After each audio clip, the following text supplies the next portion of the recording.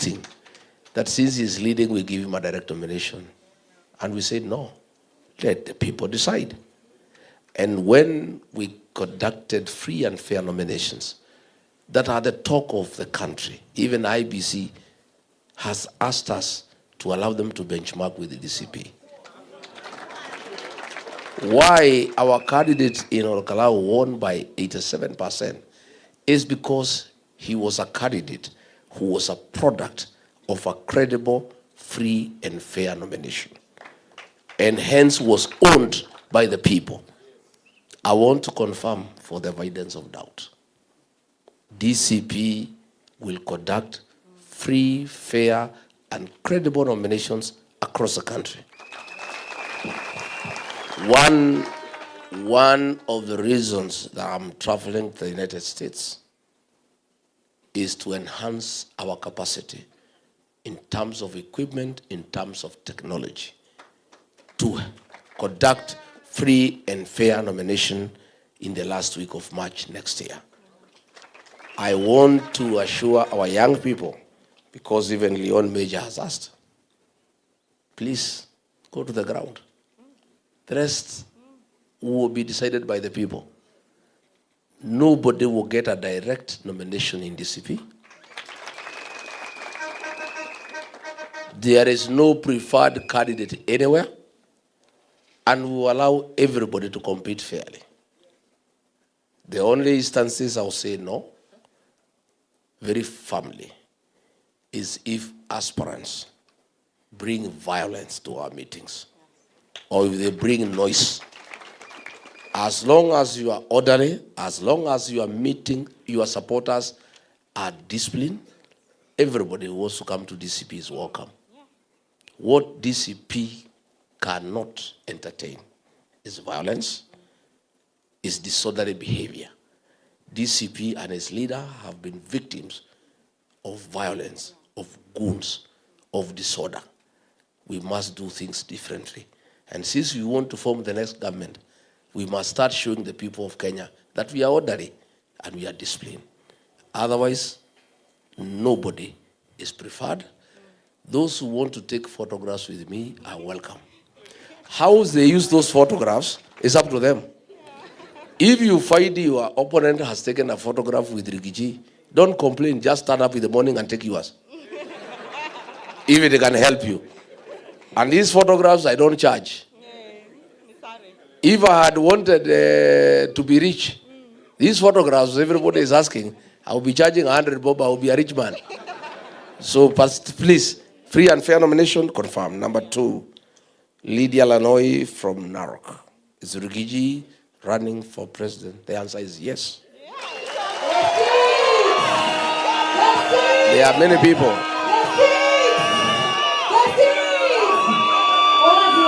There are many people. There are many people, including supporters of my colleagues in the United Opposition. I've seen them on social media and in public platforms advancing a ridiculous proposition that Rigiji, his work is to remove William Ruto and give leadership to others. Ati hiyo ndio kazi yake. Ati Rigiji has a beef with William Ruto because he removed him from office, and therefore he should just help us to remove Ruto and anoint somebody else. Rigiji is not a kingmaker. Rigiji is king. Let me say, I am not mobilizing Kenyans to remove William Ruto as president because of bitterness, no. Because of vengeance, no. It's my desire to have a good country. It is because I'm a patriot and I must apply the God-given ability to mobilize Kenyans for the benefit of the country. I'm not doing it because I have nothing personal against William Ruto. I have everything against what he stands for and what he does. I want good leadership in this country. And I'm offering myself. for that position of president. And let nobody tell you that because I was removed from office, I cannot run. Section 75 of our Constitution says, yes, anybody removed through that method should not vie. But Section 99, Sabbatical 3, and the two sections must be read together, that anybody who has a challenge on matters of Chapter 6 of integrity cannot be stopped from vying until and unless he or she has exhausted all the remedies provided by the Constitution, all the way to the Supreme Court.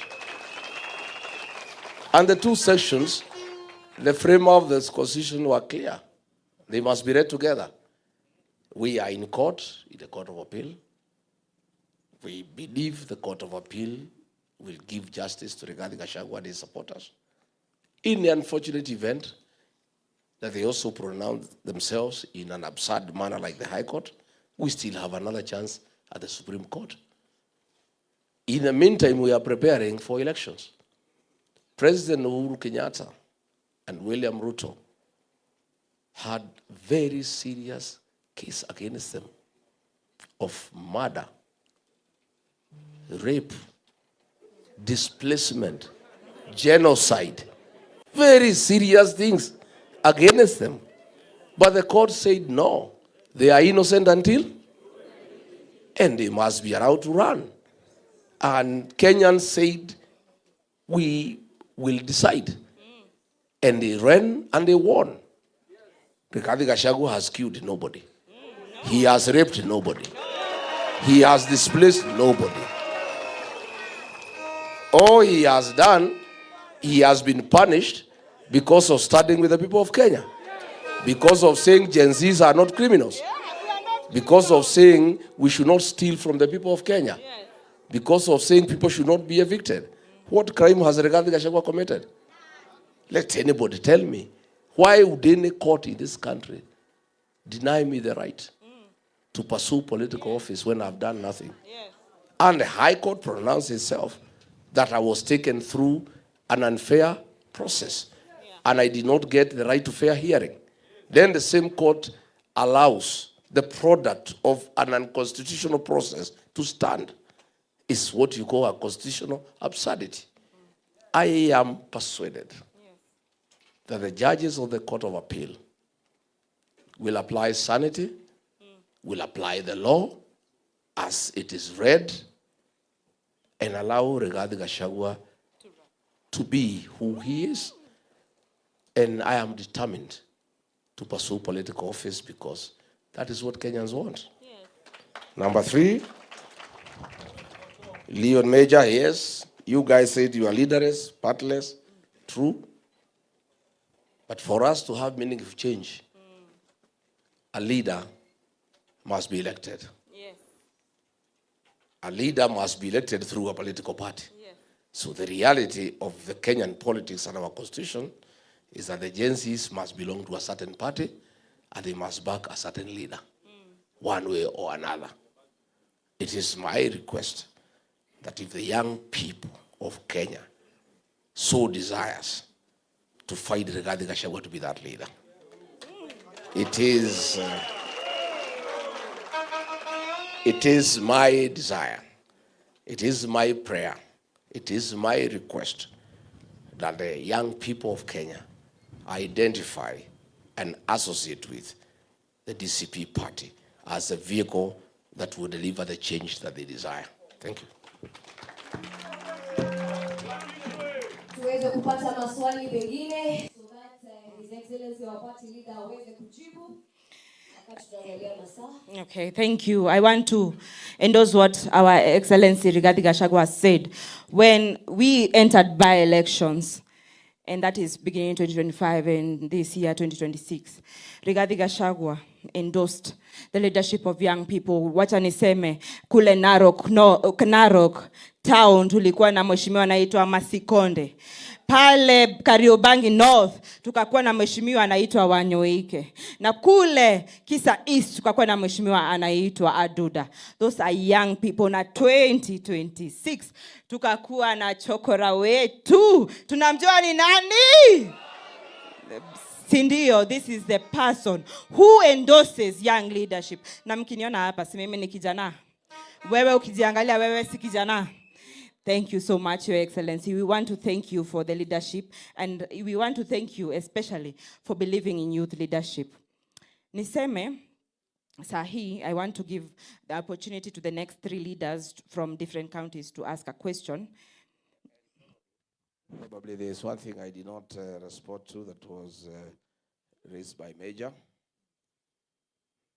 Ya kwamba hizi viti alisema ni ndogo ndogo. Siwachiwe vijana. Hakuna viti ndogo ndogo. Leadership is a very serious undertaking. These MCAs are not small people because they change lives. County assemblies oversight county governments to make sure that public resources allocated to the county are used prudently to the benefit of the people.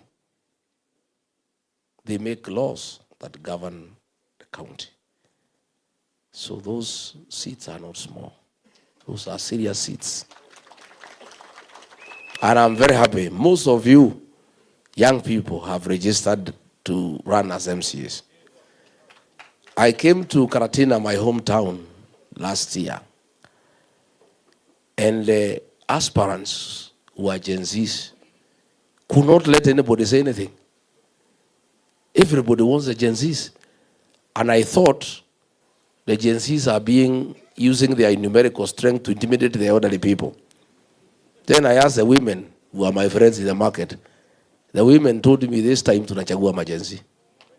So I want to encourage you, run for these seats, run as MCs, run as members of parliament, run as senators. But those who will not make it, I agree. Nominated slots for DCP will not go to boyfriends and girlfriends.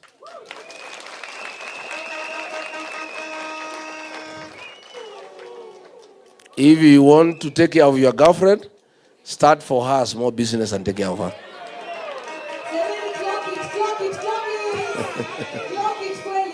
Senor, nominated slots in DCP will be for young people who have demonstrated hard work and loyalty to the cause and to the party.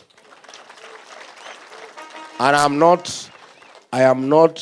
I am checking, and I will be personally in charge. Let nobody tell you that kuna watu watapeana viti huko. Mimi mwenyewe naangalia. Hapo Nairobi City, I've already identified a young man called Jicho. Huyo kijana?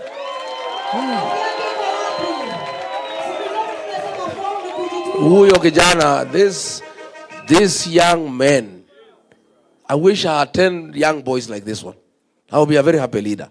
He is all over Nairobi working for the party. He is in Mukuru, he is in Kariobangi. Kijana amejitolea. That his name lazima itakuwa number 1 in the nomination list. Yeah. I monitor what's happening. In Nakuru, there is a young fellow called Jai. Yeah? This guy, sometimes you find him in Maela. Pahali hakuna barabara. Sometimes he's in Kuresoi. He's where? He's working hard. And many others. You people work hard. Hata wale wanatusukumia maneno mtandao. I am taking note. Naona wale wanatutetea na kutujenga. Hata kama ni pseudonym, mimi natafuta hii pseudonym ya nani? Zinio? So please, let me tell you, young people, work hard. The late John Mechoki told me, he called me to his office. He was an administrator like me. He told me regarding Gachagua, governance is 2 words. And let nobody cheat you. Forget about what philosophers write. about governance. Simple. Governance is reward and punishment. You reward those who do well, you punish those who do bad. That is governance. I am telling you today, work hard. I am taking notes. And I'm not delegating this to anybody. I am personally monitoring the activities of our young people. And I want to make sure that all those who are very active and who are loyal to our party and to the liberation cause of removing William Ruto will be rewarded and affirmed. So, mpira kwenu. Thank you, thank you. Mmesikia vile party leader amesema, we have an equal and an honest, true, fair, transparent fighting chance in this country. In 2027, we want to look at leadership. Okay. Sorry, There's another young girl from Oranga, tall, slender girl. Where is she? What is her name? Yeah? You are called who? Mimi sijui jina yako lakini nakuona. Huyu msichana huyu amejituma sana. Lazima wewe utakuwa kwa bunge ya Murang'a. Utakuwa huko ndani. You will be inside there. We will nominate you to the Murang'a County Assembly. And why not? Why not? Vijana umesikia? Form ni nini? Kujituma. Kujituma. Na tujitume na DCP ama ni aje? Tujitume na nini? Na tunaona mzaya anaangalia, si ndio? Our party leader, His Excellency Rigathi Gachagua, he's monitoring. Mtu halali. Kuna wengine tunaona wamelala social media. But our party leader is very, very agile and is looking. The next question I want to welcome Student Caucus. Do we have the NEC member Student Caucus, Wilson, in the crowd? Yes, Wilson, welcome. Na wakati Wilson anakuja, nataka tuonyeshe party leader wetu kwamba sisi we are very active. Hapa kulikuwa na aspirant governors. Kiti, chama cha DCP, tusimame. Wakati Wilson anakaribia. Governor.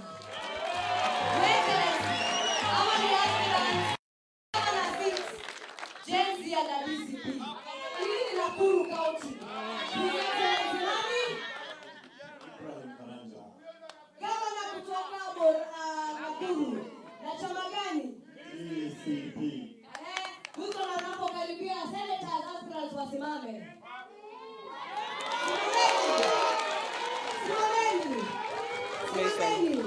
Yo hao aspirants wako wasimame. Women representatives wasimame. Women representatives wasimame. Hapa ni Nyandarua, pale ni Kajiado, wapi kwingine hatuoni?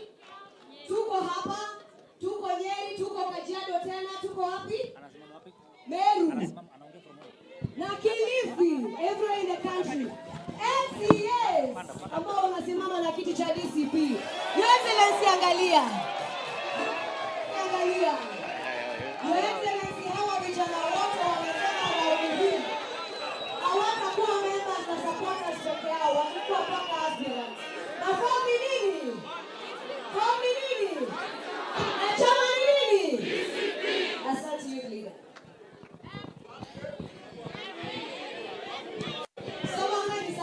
Samahani. Members of Parliament countrywide. Tusimame jamani. Members of Parliament. Hey!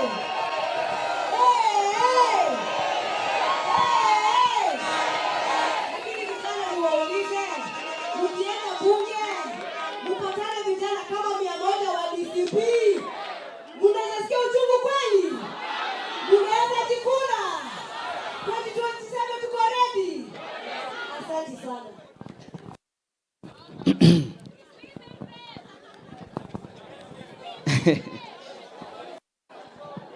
Nimesikia wanauliza mambo ya women rep. Uliza women rep. All right.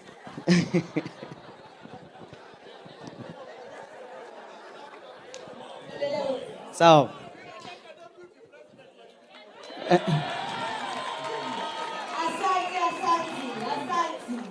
Na wasalimu nyote, hamjambo. Pande hii mnaniona vizuri? Pande hii mnaniona vizuri? Hapa katikati mnaniona vizuri? Pande hii mnaniona vizuri? Asanteni. Kwa majina ni Wilson Kanyago and I represent the student caucus and I am the chairperson. So we have a question for you here, Your Excellency, and it begins like this. We have seen governments around the world respond to digitally organized youth protests in very different ways. Some go through dialogue and reforms, and others go through policing, restrictions, and attempts to control digital spaces. If DCP forms the next government and faces leaderless, digitally mobilized youth, movement protesting about unemployment, corruption, the cost of living, or broken promises, what would you do in your government? That is question one. And perhaps the bigger question is, will your government see an angry person as an enemy of the state, or as a citizen whose government has a responsibility to listen? Kwa sababu sisi huwa tunasikiza nini? Bas. I have also a few questions. Nilikuwa nimejiandikia pale nyumbani. Si mnajiona nimejipanga? Nimejipanga vizuri.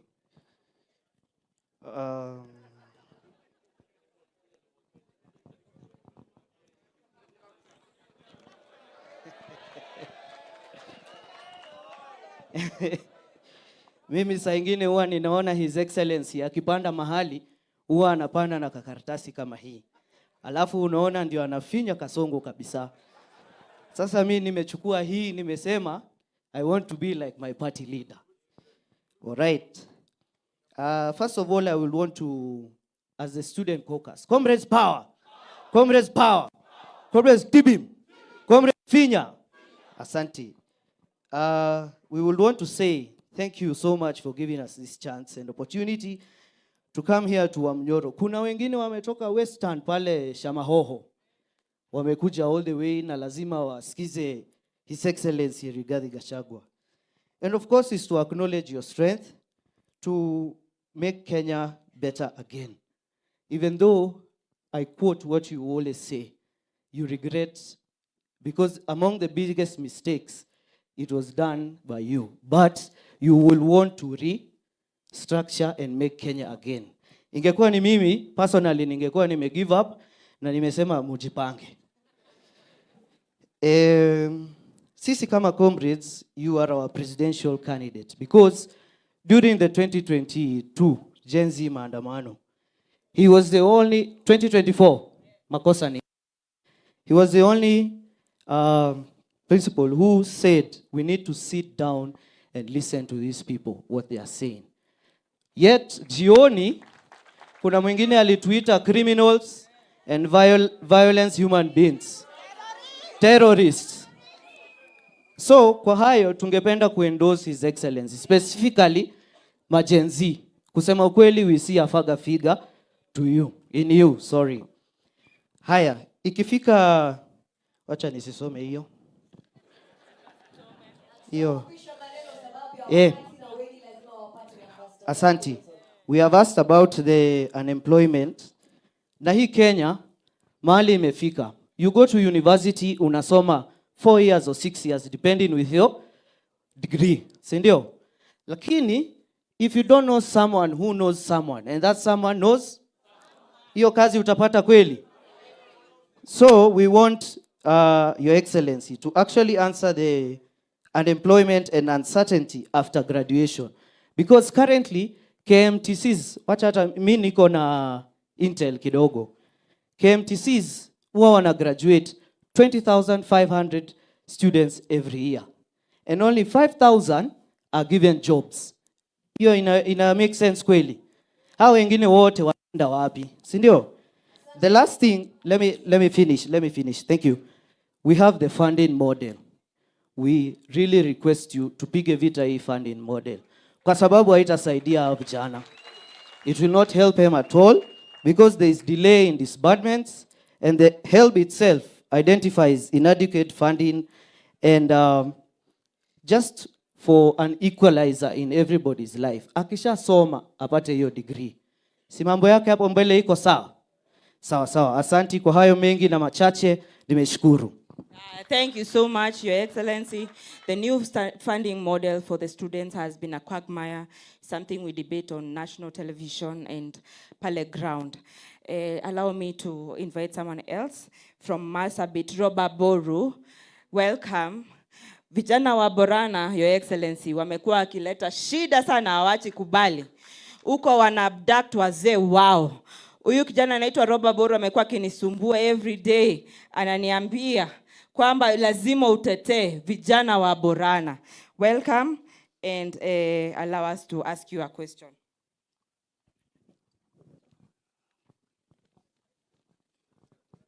Yes, all protocols observed.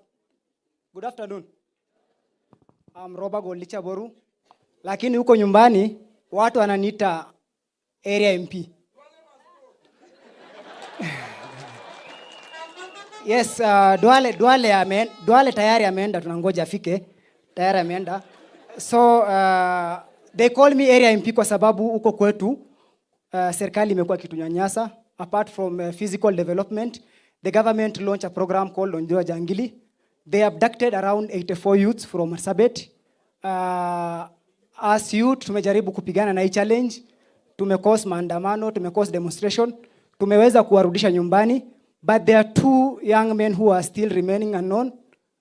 They were abducted on 7th January 2026. And their whereabouts is still not known. They are from Bori location. One of them is called Boruguyo Jilo. And the other one is called Alake Malicha. The other one is called Alake Malicha.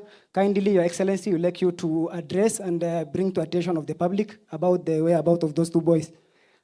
Now, my question is, can a young candidate survive the political jungle? Because in Kenya, politics is all about financial muscle. And most of young people, we don't have the resource, we don't have the capability. But we have very brilliant youths. We have very brilliant youths who are bubbling with ideas. They know how to drive this country ahead. But the political space is going to be flooded with, let me call, the deep state in terms of resource. Watu watakota pesa, watenda pale ground, na sisi vijana tutaweza kunyanyaswa. Kindly, can you address on that? Thank you so much. Makofi ya vijana wa Borana na pale Marsabit, wapigie makofi. Wanapitia abduction, wanapitia execution. Lakini nakumbuka nipigia simu akaniambia naenda off na wananifuata. Nisipopatikana tena ni hivyo. This is a young gentleman, Your Excellency, from Marsabit community fighting for one time. Your Excellency, young people hatuna mbele wala nyuma. Tunayo. Mimi hata wakinichukua, mimi sina kitu ya kulose. Wewe uko na kitu ya kulose? Nifuuliza tu tuko nayo ama ni kweli si kweli? We don't care, your party leader. So party leader, our hope is in you. And I know the pressure is a lot and it's mounting. But we know you can make it for us. All kura zote za Gen Z ni zako, Your Excellency. I want to give you the opportunity to respond.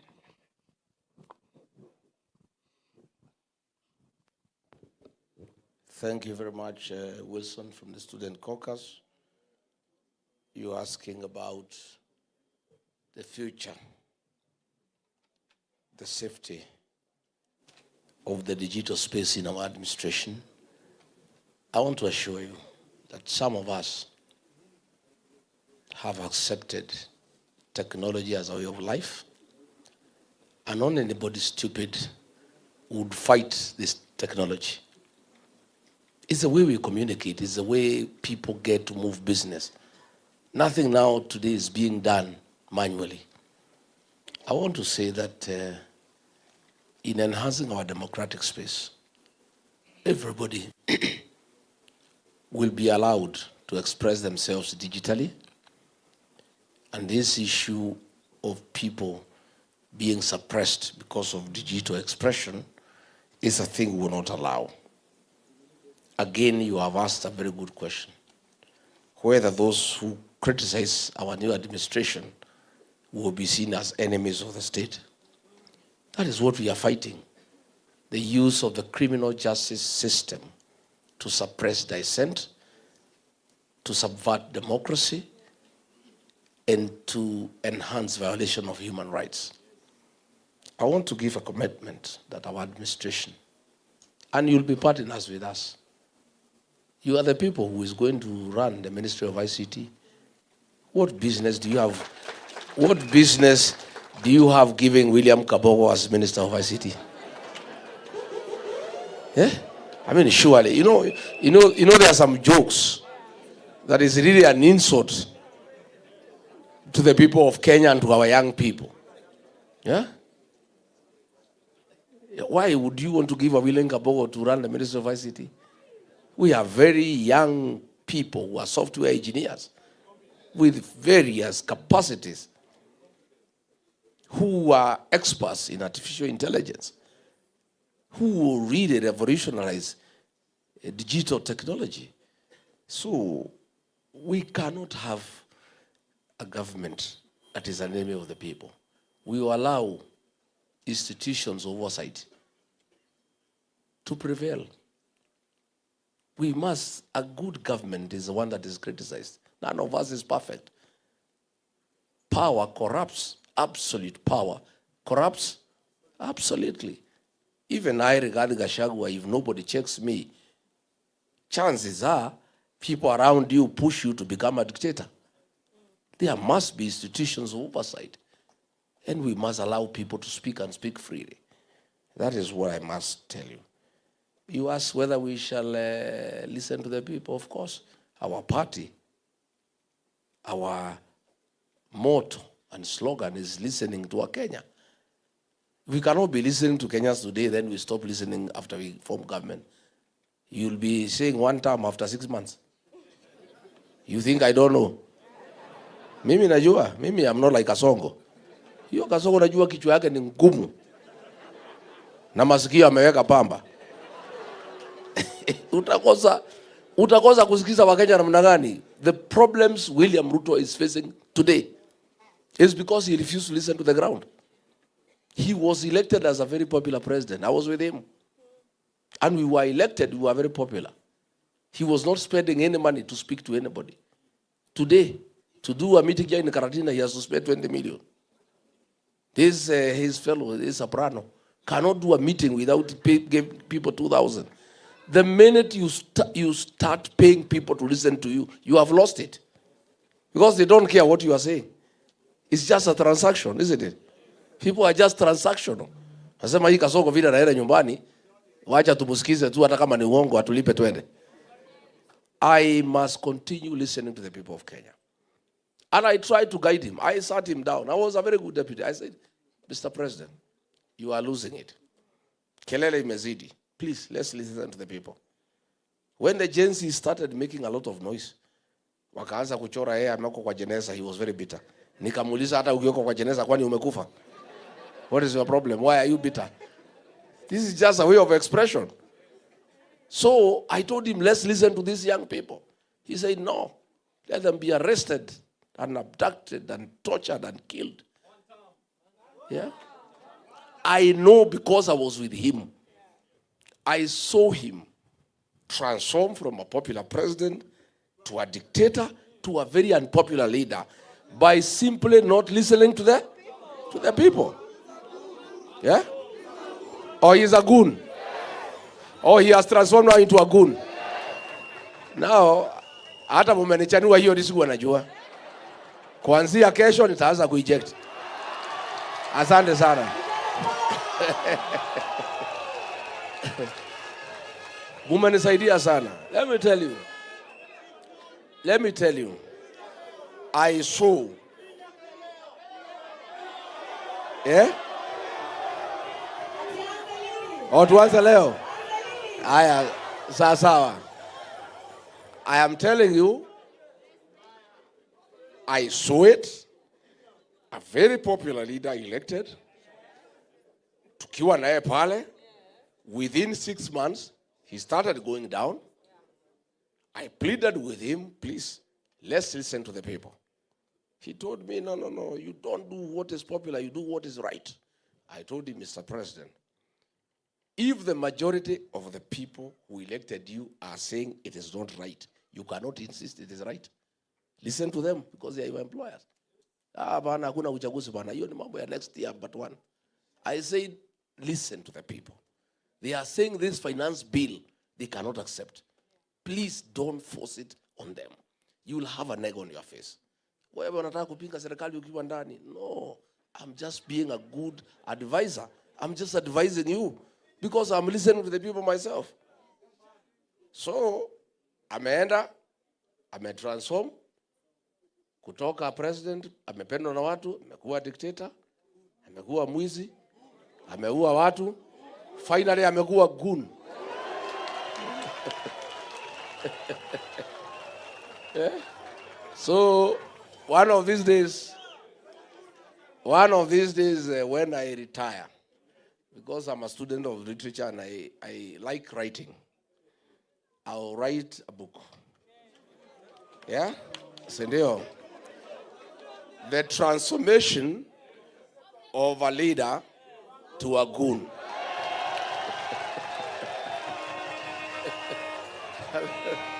Asante sana. Then, of course, Wilson ameuliza mambo ya certainty of employment after graduation. We just have to fix our country, and we just have to be very realistic. We have to work on manufacturing and import substitution so that we create industries to employ our young people. We have to start agro-processing. We have to start value addition. We must create means of employment. And this is something we have to work on very, very, very seriously. Forget about him, Mjengo anasema tumeandika watu milioni. Ni uongo. You know? Sasa, okay, watu ya Mjengo, okay, wale wamepata wachache. Na hawa graduates? Hata hiyo walipi? Hata kwa hii Mjengo walipi? Sasa ona. Yeah? So, now, good people. University financing model. We don't have to wait for next year. The way to come up with a good university education financing model is by involving all the stakeholders. The students, the lecturers, education officials, and parents as well. And since you guys are telling me that next year we shall chase away William Ruto and have a new government, why don't we start having a discussion so that by the time we take over, the model is ready, it's just applying, isn't it? So I'll propose university students, the ones we have. I'll ask my people, we put up a small team of student leaders in the universities. We'll get some parents, we'll get some lecturers. We start working behind the scenes by consulting all the stakeholders on what is an ideal university education financing model that can serve our country well. So that by the time elections are held, by the time we are sworn in, we immediately implement what has been agreed on. Then, was that the last one? Or was there another one? Iko Boru kutoka Marsabit. It is true, abductions, forced disappearances, extrajudicial killings are rampant, taking place in Isiolo, Marsabit, Wajir, Mandera, Garissa, Madare, and everywhere. Homa Bay. Kwanza Homa Bay was a massacre. And one of the areas, one of the cardinal responsibility of any government in the world is to protect life and property. William Ruto has failed in all fields: education, health, the economy, everything. But the one thing we shall never forgive him is the insecurity in the country, where he has surrendered National Police Service mandate to goons. So, where people are not sure, I had a delegation from Isiolo this morning and Marsabit. They were telling me, when you go to sleep, you are not sure you will wake up. Because people are likely to attack your manyata, kill you, and steal your cattle. When you travel from point A to B, you are not sure. And this young boy, Mutukutu William Ruto ameweka, huyu Mukomen, viatu 1 million, saa 800,000, mushipi 1,600,000. The guy is walking around with about 5 million on his own. He is telling us, no, unajua, it's so disrespecting the people of Kenya, kuwatharau wa Kenya, that if you know where goons are and the police confirm, please don't go there, go somewhere else. What is he telling us? If the police know the goons are there, they arrest them and take them to court. But this is a man who is so arrogant. They have stolen so much money. They are wallowing in opulence. They have too much money and power that he has the audacity to tell the people of Kenya, please, it is your mistake if goons hurt you. Why are you going to where the goons are? And the police have confirmed the goons are there. Yesterday, I think the MP from Mokoroine said something very good in church. He said, William Ruto, please start a department on goonism that can give 411 to Kenyans on where the goons are so that they don't have to go there. Because as these goons are everywhere. Police and goons, you cannot tell the difference. Since Kenyans have no way of knowing where the goons are, then if what Mukomen said is what needs to happen, that Kenyans need to avoid where the goons are. And since he said the police confirm where the goons are, can the National Police Service start a small department for information purposes, so that every day, the way they inform us on weather, the way they tell us it will rain, there will be sunshine, sidio? So tunaambiwa leo, pande ya Mathare iko goons, musiende huko. Pande ya Karatina iko goons, musiende huko. Lakini swali yangu ni, since these goons are everywhere, unless Mukomen anasema tuhamie Tanzania ama Uganda, I don't know what we'll do. Thank you very much. Next. Let's have the last round of questions. Yes. Thank you, MC. We thank you, Your Excellency Rigathi Gachagua, for continuously engaging young people. Hivi tu ndio vijana tunatakanga, ama ni aje? Tuongeleshwe tu, tuzungumzane, tusikizane, ama ni aje? Top shota majezi, top shota! Tupo! Aya, sawa. As I welcome Women League, Margaret Weithegeni, Your Excellency, the Youth League is a caucus that is acting as a pipeline to create the next generation of young women leaders. Your Excellency, I want to thank you extremely for allowing me and giving me the opportunity to lead at national level the DCP Youth League. And through that, I'm also extending a hand. And I want to say that I have Grace Jengo Kule Nyeri. I am mentoring her to be the next leader through you, Your Excellency, and it's a pipeline for you. Tafadhali mpigieni Grace Jengo makofi.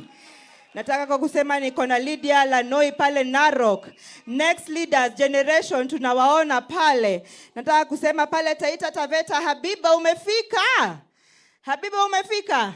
Your Excellency, Habiba is also on her way. And I also want to say, Kisumu, tuko na youth leader, mwanamuke, ako wapi? Veronica Blessing. Karibu sana Wamunyoro. Your Excellency, we thank you so much for honoring young women in leadership. And we know in you, we are going to be as powerful as Reverend Dorcas. Have you seen her in the podium? Have you seen her in her element? We thank you, Your Excellency. Tusema Weithegeni umefika, ujafika bado, fika haraka sana. Please come here and ask the next question.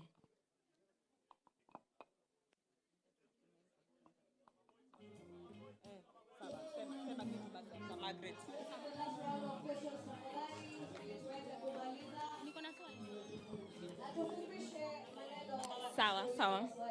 Hello.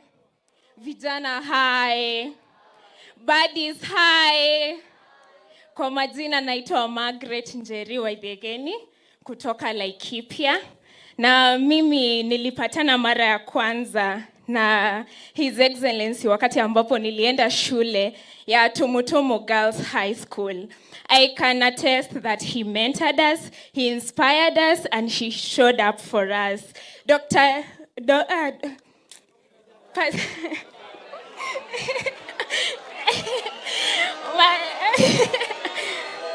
Mama boys, you showed up for us like a mother. You prayed for us. You showed up for us in many ways, and you motivated us to actually see sky as not the limit. But now sisi tumekuja hapa, tumemaliza shule, tumekufuata Your Excellency, tumeingia kwa chama. We want to be mentored. We want to grow. We want to be as fierce as Honorable Jane Njeri. We want to be as fierce as, Senator Medhu. So this is my question. We keep hearing that young people are leaders of tomorrow, but tomorrow keeps moving. Does DCP have a structured mentorship program that connects young aspiring politicians with experienced leaders and gives them the skills, networks, and confidence to actually run for office? Si tunataka baddies wakuwe kwa ballot? Mnataka baddies wakuwe kwa ballot? Harambe! Harambe! Asante sana. Thank you. This juncture, Buddy, thank you. At this juncture, I want to welcome the Disability League higher. Representative of the Disability League, welcome, please. Tuulize swali, tusalimia party leader pale. Na tunataka ulize swali kuhusu asalimia mama boys. Ama mnasema je maneno ya mama boys nyinyi? Hapo tumeget keep by wazi.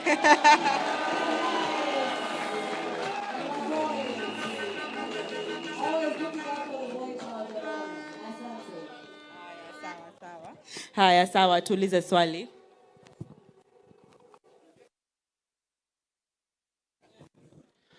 Vijana power. Vijana power. Thank you very much. Kwa sababu leo this is a consultative meeting, sitapaza sauti sana. Your Excellency, the elected leaders, my name is Haya Dennis. Natoka eneo za Bondo. Kule ambako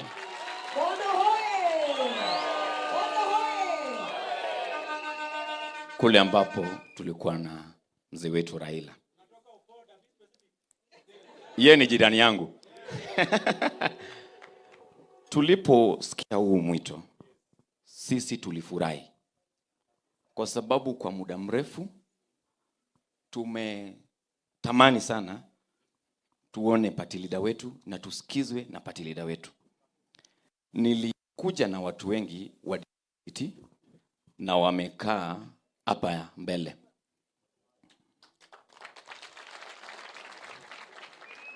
Atungeweza kuwa wengi sana lakini tuko wengi. This is a representation of very many persons with disability in this country who are ready to stand with the party. For time memorial, we have been having political parties in this country who have been having disability for formality purposes. That pains us.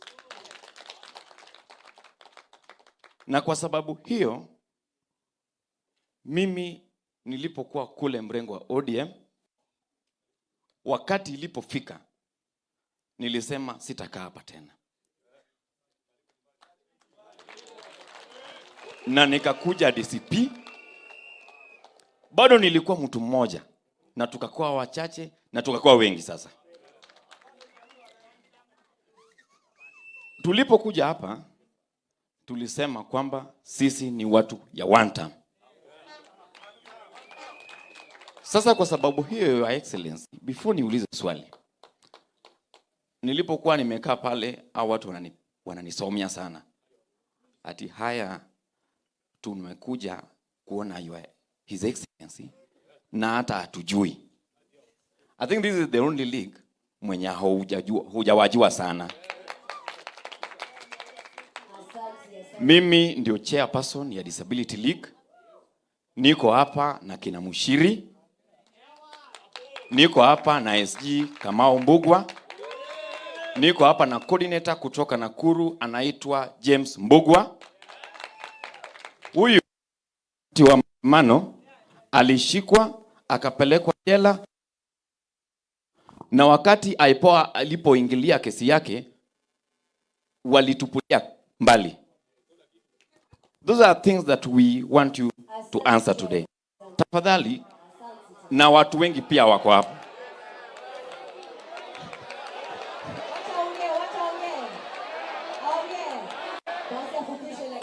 Tuko pia na watu hearing impairment, deaf community. Wamekuwa represented hapa na wachache. Ningependa wasimame wao pia muwaone. Kando na hiyo, Your Excellency, tuko na aspirants hapa kwa Disability League. Just imagine. Wao pia ningependa wasimame uwaone the aspirants. Niko hapa na Mchiri, niko hapa na Kamau, niko pale na Marian, Maina, na watu wengine wote. Na Teddy pia ako pale na ule mwenzangu. We are coming here as an asset. For many times, disability has always been looked at as a liability. We are no longer coming here as a liability. And for your information, we have a plan. Hiyo plan ni ya kwamba we want to walk across the country. We want to mobilize over 300,000 persons with disability with the card. Na unajua sisi tunakuja kama we are having a ripple effect kwa party. Kwa sababu huyu Kamau hapa, for example, ametembea na guide wake. Huyu Mshiri ako na guides kama 5 wenye wako hapa. Wakati au 300,000 wanakuja kwa party, they are coming like 300,000 times 3 or 5. Hiyo kura karibu imeingia milioni 1. Na hao wote ni ya DCP. Sasa tafadhali, kwa sababu ni ya muda, ningependa hao watu waseme jina yao. Hii Mshiri dogo tu. Wamesema time imeenda. Lakini wacha niulize swali sasa. Swali niko nayo ni kwamba nimeona, na kwa sababu mimi pia ni vijana, wamesema nomination. Sisi pia tunaliza hiyo swali. Huyu Mshiri akisimama pale Kariobangi North, si uache yeye akimbie peke yake? Wamesema hapana, lakini akisimama hivyo, tafadhali anaweza kuwa na ile assurance ya security. Kwa sababu yeye haezi kimbia wakati ile vurugu imetokea. Number 2, tuko na zile vitu kwa constitution inaitwa 5% of every job opportunity. Like, Your Excellency, it lacks what we call penalty. It is very vague and vacant. Kwamba it is very optional kwamba the organizations can decide to employ or not. We want you to put it that there will be a penalty for those organizations that will not have 5% representation for persons with disability in this country, in your next government. We have a proposal there that will request to be presented to you in your due time if you allow us. Bado tuko na wewe hapa. Baada hii tunaomba utuone nyuma ya tent sisi kama persons with disability. Ndio hii watu wote uwajue tafadhali. Thank you very much. Vijana power. Asante sana. Thank you so much, Dennis Haya, Your Excellency, the representative of disabilities only asking for inclusion. And I know inclusion what it means kwa sababu sisi kama akina mama tumekuwa tukipigania 2/3 na hadi walewa haijapatikana. But we know, Your Excellency, with you disability na women inclusion itakuwa pale mbele, kipaumbele. Swali yetu ya mwisho, Your Excellency, so that you can respond to us. And as I ask Mike Steve kutoka kule Murang'a, who is the county youth leader wa Murang'a na ni medic. Huyu alipigwa risasi karibu 5-6 akiwa Olkalao akipigania chama. Aulize swali ya mwisho. Your Excellency and the 6th President of Kenya, Her Excellency Dr. Reverend Dorcas, na majenzi wenzangu, harambe! Harambe! Kwa majina, mimi naitwa Mike Steve. And Your Excellency, today, I have a humble request. I love the good job our lawyers do, read by Mheshimiwa Njeri Maina. Kila time mwenzetu wameshikwa, wanaungana, wanaenda wanamtetea. Mimi kama medic, I'm a doctor by profession. Ningetaka utupatie ruhusa. Pia sisi kama madaktari, when I look at this all, and I know several doctors wako DCP, na several nurses na pia pharmacists. Pia sisi tungetaka tukue na kikundi. Ili tunapoenda kule campaigns ama kule rallies, when one of us is injured, tunamshughulikia mbio mbio, anarudi kwa ground, anafukuza kasongo. Ama ni aje?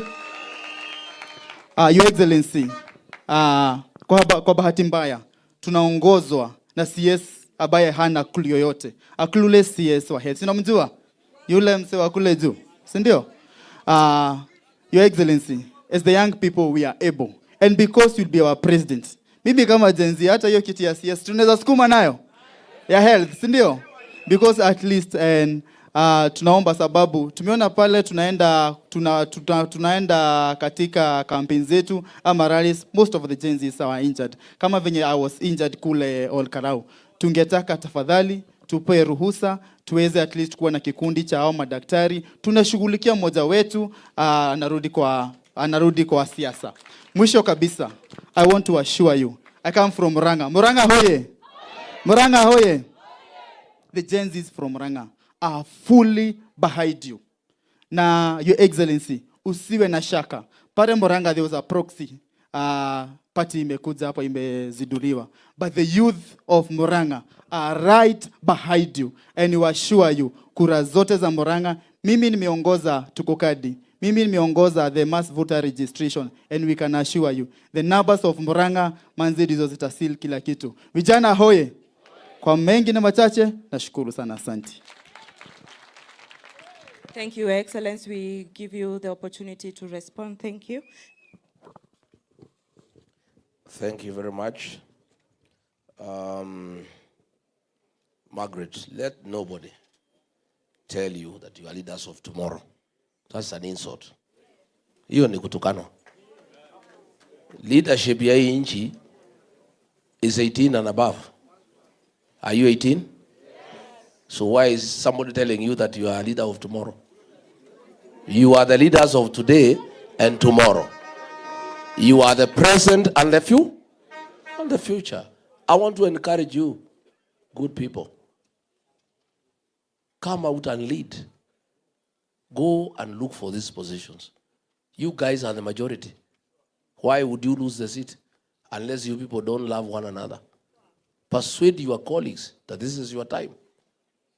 I don't want anybody to tell you are the leaders of tomorrow. We have a very strong mentorship program.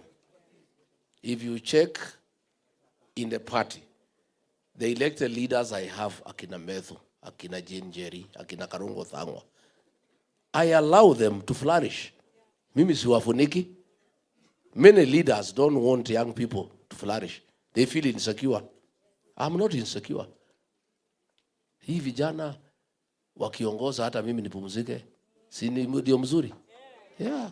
If they can take over and run this country, mimi nikae hapa na Reverend Dorcas tungoje watuletee chakula mwisho wa mwezi. Iko makosa gani? I want to be the leader. My legacy, I want to live in this country. I want to be that leader who mentored young leaders and gave them space and made sure they are solid leaders. Iko mtu alikuja kuniambia juzi, hii akina Medhu usiwakubalia waende sana. Watu wanaweza kuja wasahau wewe waende kwa hawa. Nikamuuliza hata wakienda na hawa na ni watoto wangu iko makosa gani? What is the problem?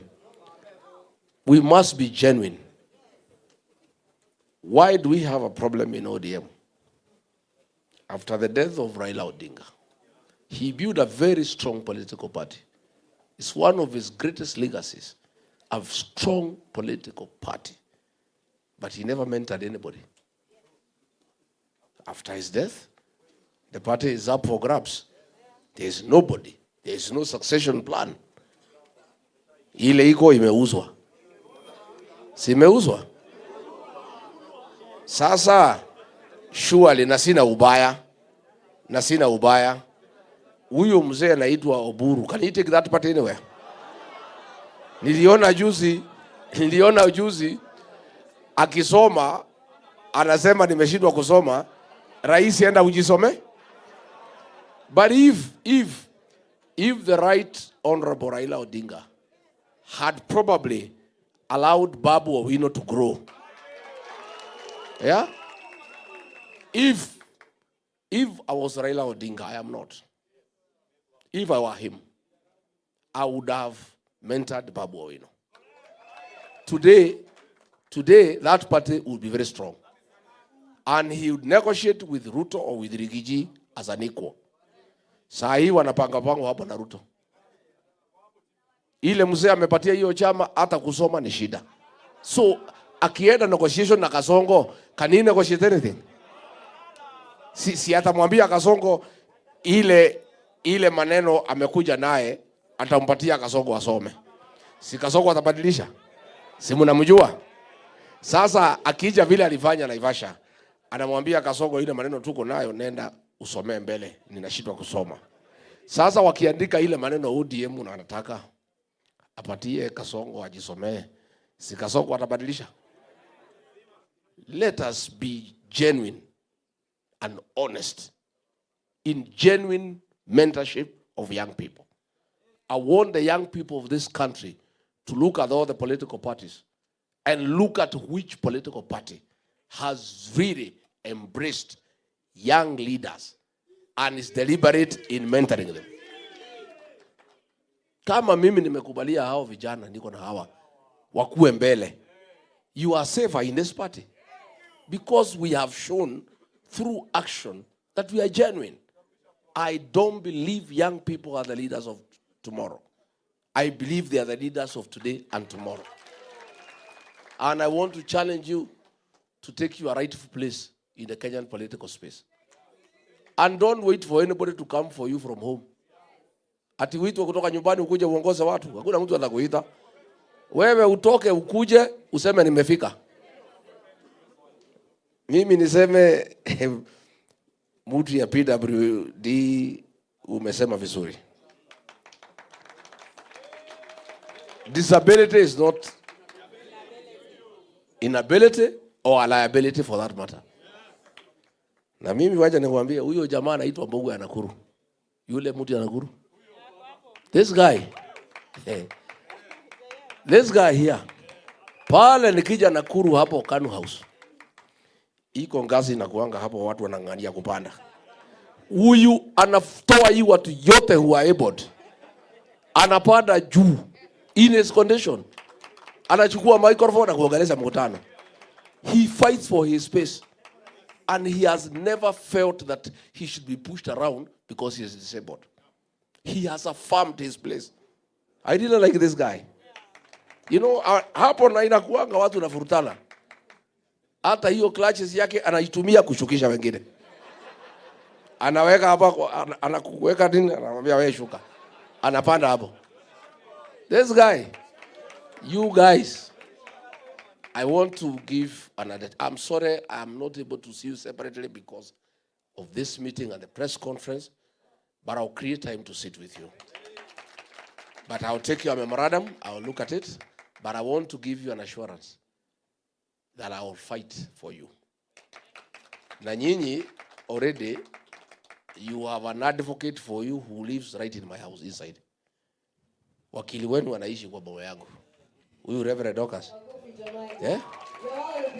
Mambo, when she was in office, her program ilikuwa ni the boy child, widows, orphans, and PWD.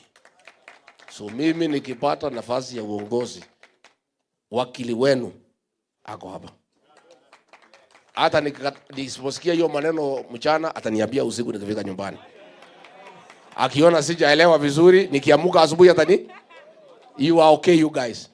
You can rest assured that in my administration, you will prevail, you will be affirmed, you will be present. And I have told you that you have a very serious advocate in my home. Sitapata amani nisipochunga mambo yenu. Na mimi natafuta amani kwa sababu nazeeka. Sitaki shida kwa boma. So you are good. Don't worry, we are fair. We are fine. Tukimalizia ni mambo ya Steve umesema mzuri. And pole uliumia huko Kalau. This guy was shot 5 times. And it was very sad that Ruto thinks that he can force the people of Kenya to elect him or UDA. It's not possible. Walijaribu Kalau ikakuwa ngumu. So I agree we can work on that possibility that you put together a team of doctors and paramedics to help our people in this struggle. Because hii kazi ya kutoa Kasongo si rahisi. And that's why I work very hard. I work hard because kutoa hii mtu si rahisi. Hiyo mtu ni kichwa ngumu. Na ako na pesa, na ako na means of violence, na ako na goons.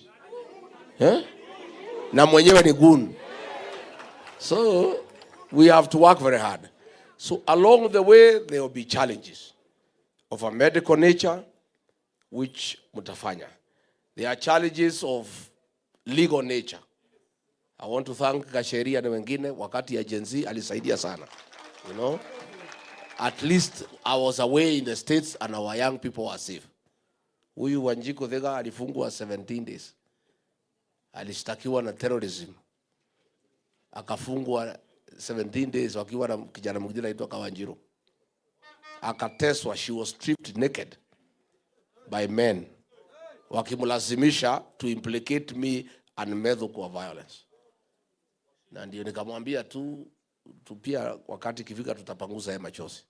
Si ndio? Yeah, because that courage, that determination is on another level. So I want to thank our lawyers, Kasheri, and your team for always being available to give pro bono services to our people, especially our young people when they have been arrested. And those teams, the legal teams, must now be enlarged as we go towards the last stage. And Kasongo is very desperate kutakuwa na shida mingi. Si ndio? He is very desperate. Atatutatiza, I must tell you. I must prepare you psychologically. I must prepare you. Atatusumbua sana. Muko gagari. Atatusumbua. But you guys, the good thing you have said, nyinyi, you have nothing to lose. You can only gain. Si ndio? So mkuwe tayari, but we'll put our lawyers on standby. In every county we'll have a team of lawyers. The way Steve has suggested, a team of doctors and paramedics, just to be at hand to assist when there are challenges. Rose, how many more to go? Your Excellency, we are done. We actually wish to present you with a gift. Kidogo tu, we will do it in sessions. Vijana sikizeni. Naelewa.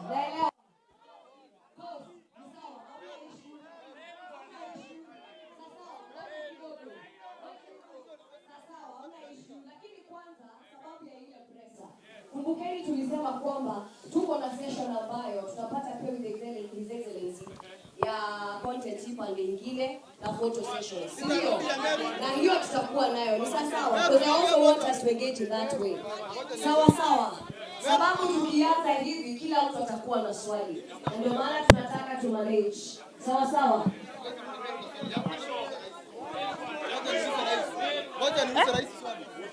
Ngoja kidogo. Kwa hivyo sababu ya presa, kwanza tutasimama kidogo tu. just invite Mama Boys to speak to us, but kulikuwa na hiyo gift tu moja ilikuwa nataka. Ni sawa sawa.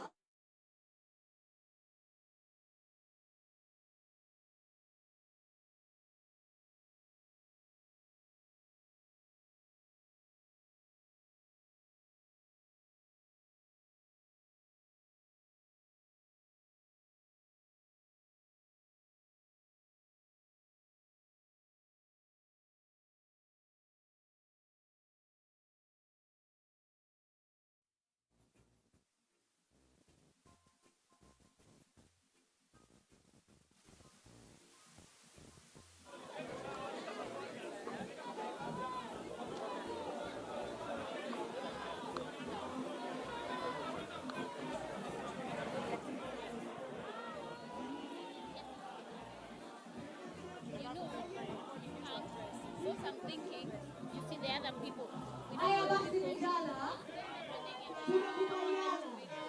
Sawa sawa. Haya sasa sikizeni.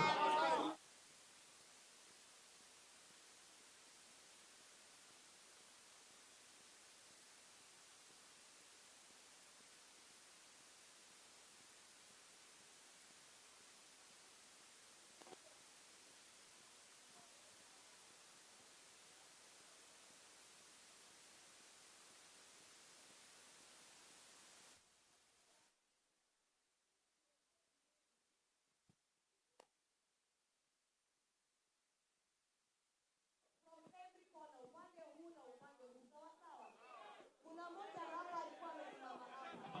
Nataka tufanye ikiwa ni fairness, ndio? Tayari tuko na huyu. Mwingine wa mwisho. Kuna hapa Homa Bay. Kuna hapa Homa Bay. Sawa sawa. Tuko hapa wapi? Sawa sawa. Tuanze na Bay tafadhali. Na swali ni dakika moja sababu ya presa. Tuko tayari. Aya, Bwana Yesu asifiwe. Arambe. Oya, kwa majina naitwa Frank Millionaire kutoka Meru. Naomba tusikizane tafadhali. Hii itatusaidia sana. Bwana Rais, incoming President 2027, na ninajua utaingia. Mimi ndiye nilikuwa hapa na nimekuja hapa for a long time. Swali ya kwanza ni kuambia Mr. President 2027, allow me to call you that. Tuko na youth leader wetu kutoka Meru, anaitwa Madev. But I'm very sad kuwa na linda wa kutoka Nairobi wa Thigethega ana appoint someone is not our linda. Hiyo ni kitu mbaya sana. Tunataka tuwe tunatumia linda wetu yule amechaguliwa kupitia yule tunapatia. Hiyo naongea ya Meru, si ya country nyingine. Ya pili, tunataka huwa linda yule tumechagua au anatumiwa. Tukienda Lare, sikiza goja, tukienda Lale tu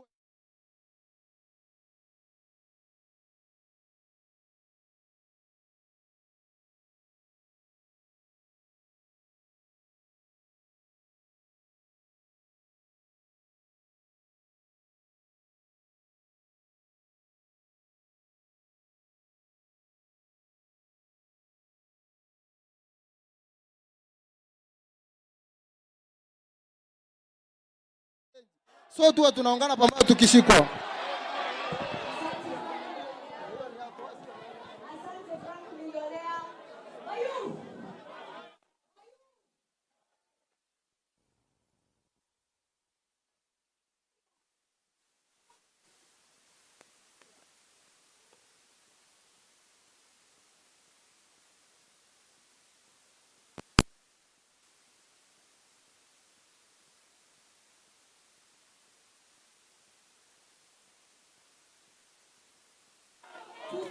Kijana kutoka Homa Bay.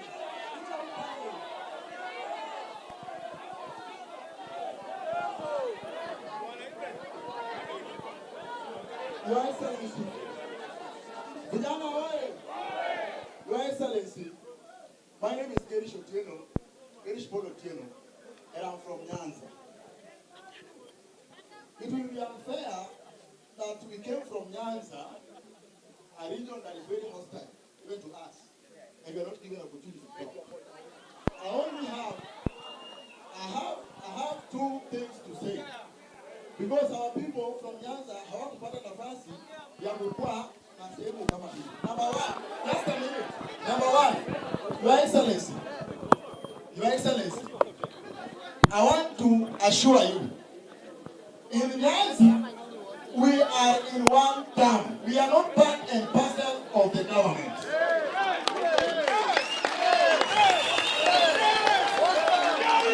The people you see singing two term are gunmen, and some of them have turned into vampire like Gladys Panga from Homa Bay. Number two, Your Excellency, as the people of Nyanza, I want to request you, we want to feel part and parcel of this party. Come and visit Nyanza and don't fear anything, we will welcome you. Your Excellency, you are the party leader from DCP or of DCP. You are a Kikuyu. And I appreciate, I don't have a problem with that. And I want to say the people of Nyanza, we don't have any problem with Kikuyus at all. Your Excellency,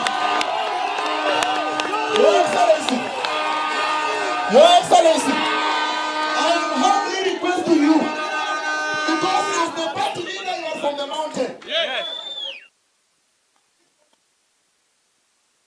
Secretary General is from Kikuyu. Yes. Organizing secretary is from Meru. Yes. We have our son in this party called Ken Babu.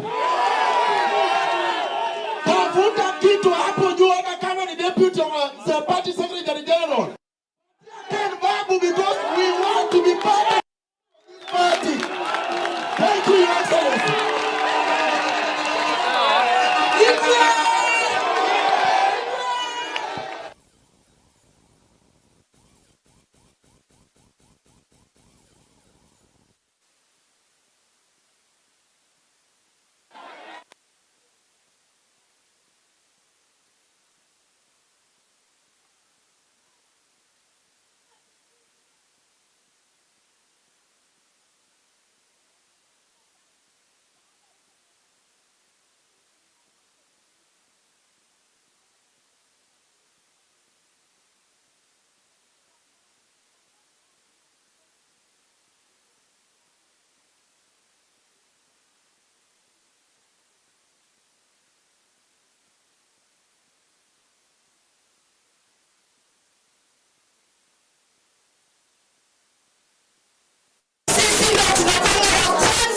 Kukutetea, kusimama na wewe na kukosa usingizi. Kwa hivyo mimi nataka kusema nikitoka Nyeri, Kieni, Kafaru, wamama wote, wasichana wote, warembo wote na Rigathi Gachagua, tusinyanyaswe na tusipewe intimidation. Wasichana power! Warembo power! Warembo power! Manake tunataka tumsikize His Excellency. Ngoja kidogo, tulianzia hivyo, sababu lazima tusikie mtu wa mwisho, tuweze kusikia kutoka Bungoma. Thank you so much. I was waiting for this opportunity, Your Excellency. I'm representing the Western region. I remember very well, Your Excellency, when you began, you said you didn't want anyone from the opposition, the leaders from the opposition, to be lazy. You said kila mtu atoke aende kwao afunge. And then in Western region tulikuwa na watu wawili, Wetangula na Mudavadi, ambao walikuwa kwa serikali. But hatukuwa na mtu yeyote ambaye alikuwa na nguvu sana ya ku make sure kwamba the Western region kura zote ziko pamoja. There came our son anaitwa Sifuna. Akakuta akashikanisha the whole Western. Hata sasa ukitembea kwa ground wanasema kwamba kama uko part of Sifuna atupigi kura. My question is this. Nyinyi wote sisi uko tumechanganyikiwa. Because sasa hatuoni kama mnafanya campaign kama the opposition leaders pamoja. So hatujui tutaenda mrengo mgani. Do you have structures in place ambayo kuleni kwanza? Do you have the structures in place ambayo nyinyi kama united opposition unaenda kufanya kazi pamoja? That's the question.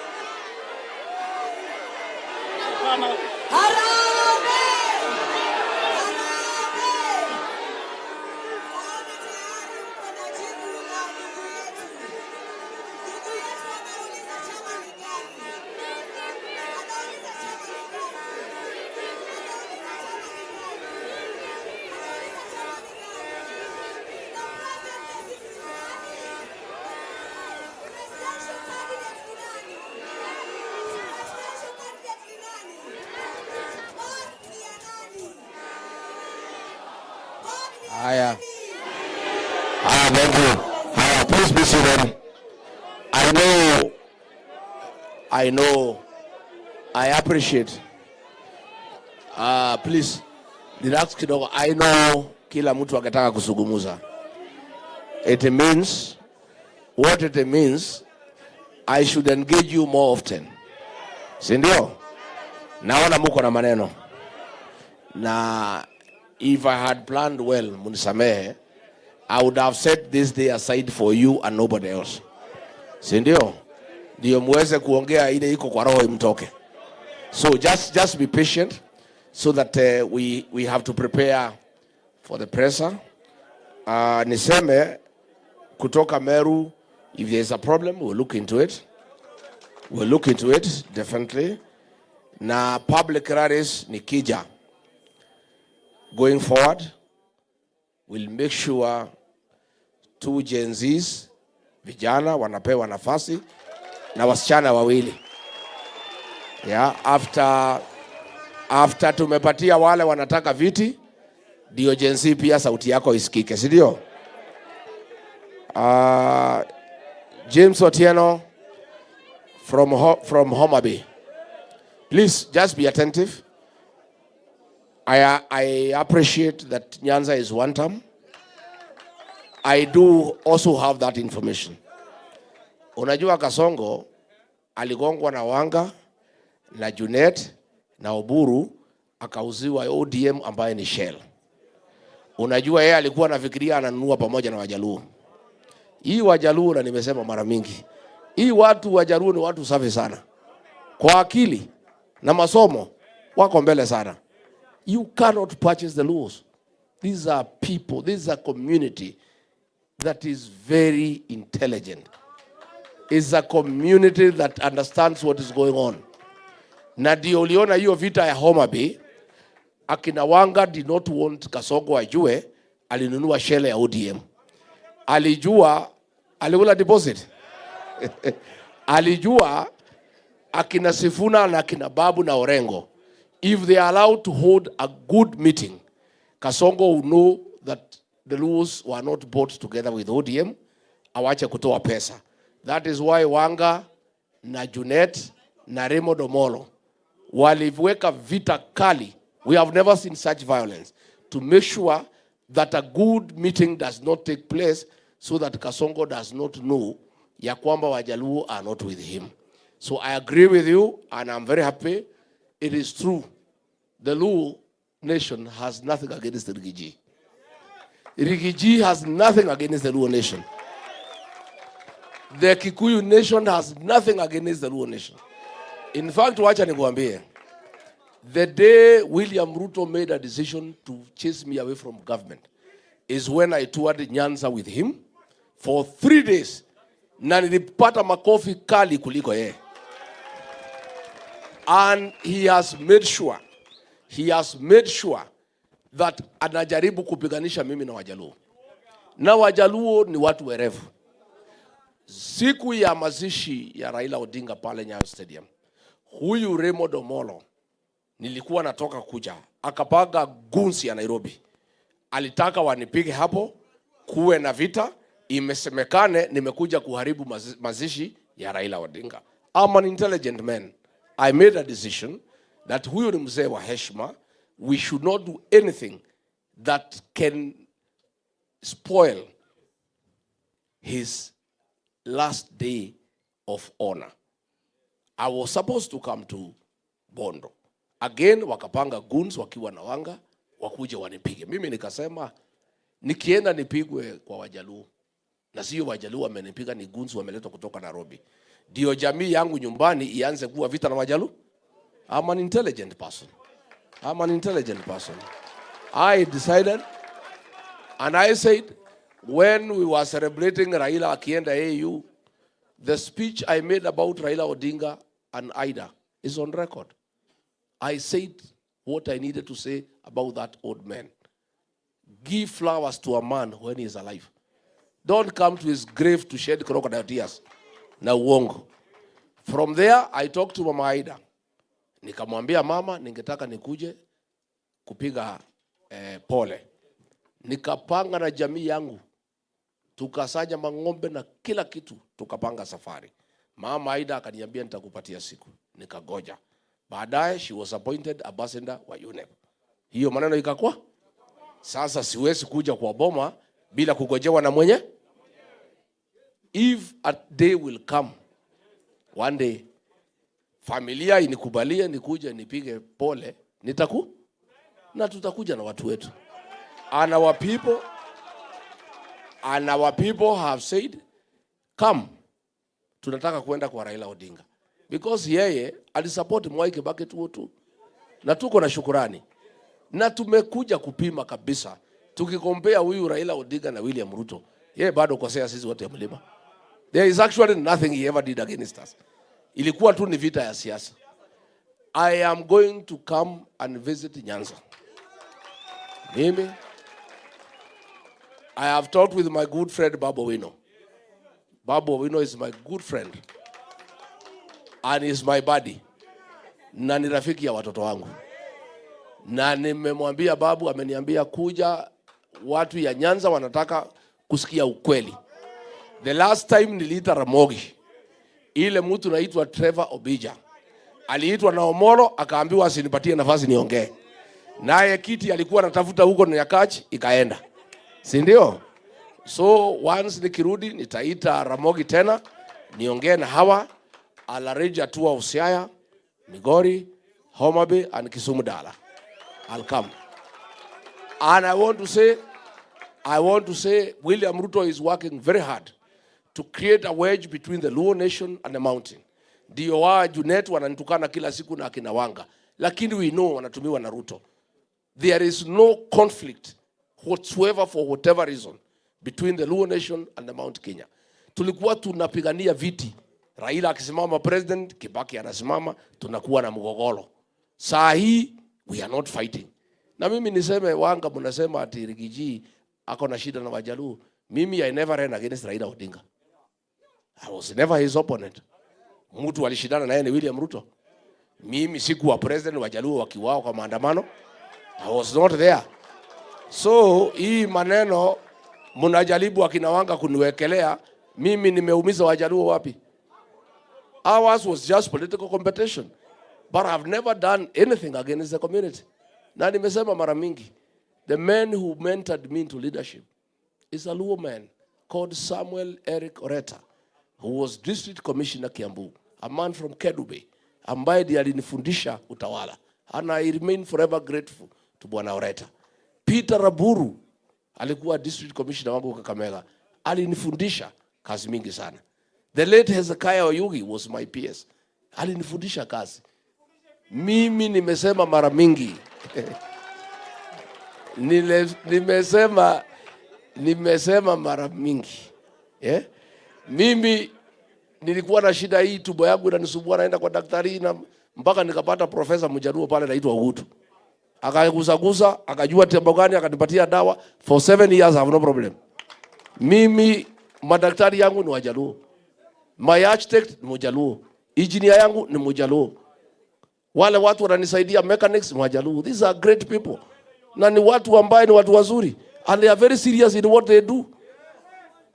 Ukitaka daktari ambaye atakuangalia vizuri, look for a Luo professor.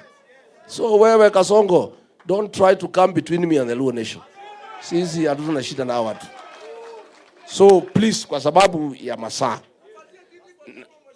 Nitapatia nyinyi. Haya sawa. So what we do, good people, najua mko na maneno, but please, I beg you, because we have a tight program. Wacha hao viongozi waseme jambo, mama boys waseme jambo, niseme mambo matano, munipatie a few minutes, niende niweke kwa ile report, alafu tuende press conference pamoja na nyinyi. Tumekubaliana? So give give the leaders waseme jambo. Welcome mheshimiwa wetu kutoka Kirinyaga, women representative wetu Jerry Maina, women representative Kirinyaga County, fierce and very progressive. Karibu mheshimiwa.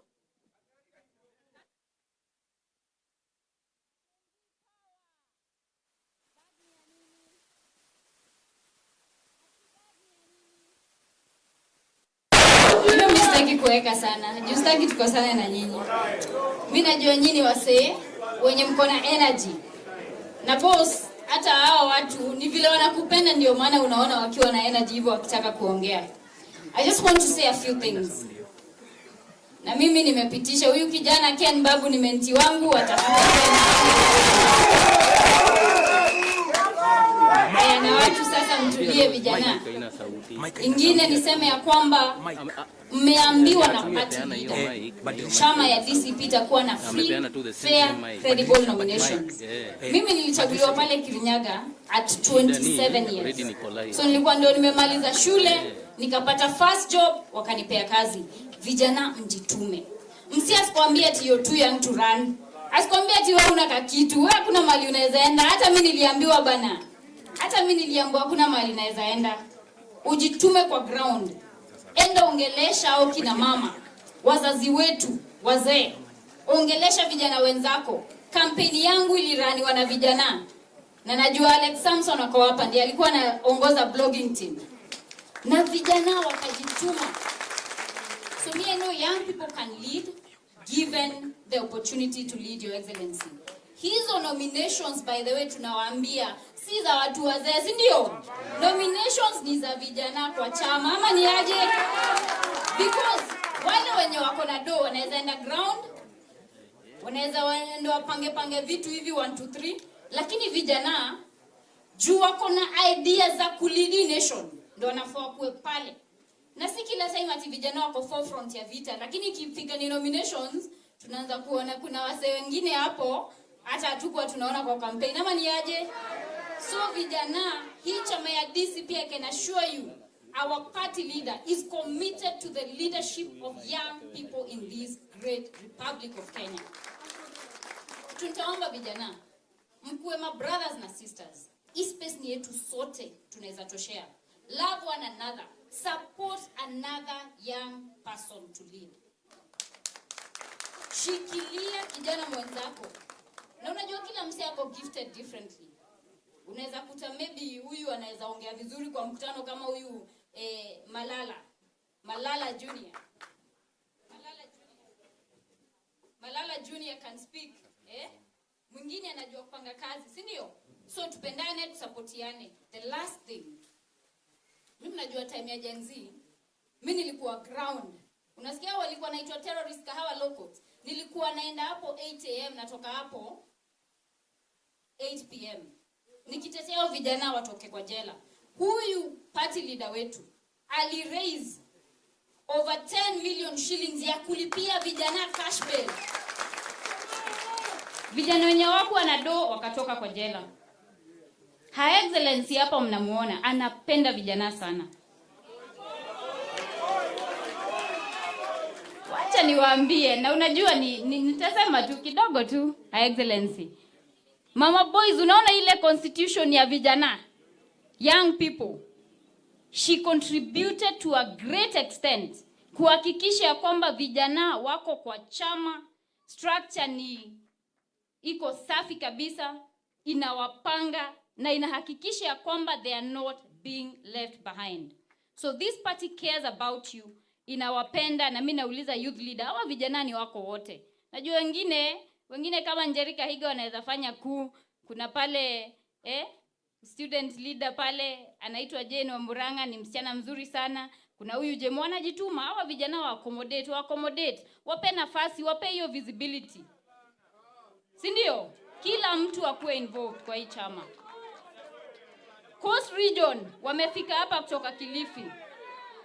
Kuna wase wa Marsabit hapa wametravel 980 kilometers kufika hapa. Kuna wase wa West Pokot hapa kina Ajax wamefika hapa. Imagine wametoka West Pokot. Hao vijana wote, include them in the party. Wape opportunity ya kushine pia, wafike pale mbele ama ni aje? Ndio kesho ijipe, si ndio? Kesho ijipe. Asanteni sana. Mimi sitazidisha hapo. God bless you. I love you all. Sasa tuzungumziwe na mheshimiwa Kanini Kega Iyela MP. Asante sana. Vijana power. Kasongo aende asiende? Nionyeshe Kasongo aende asiende?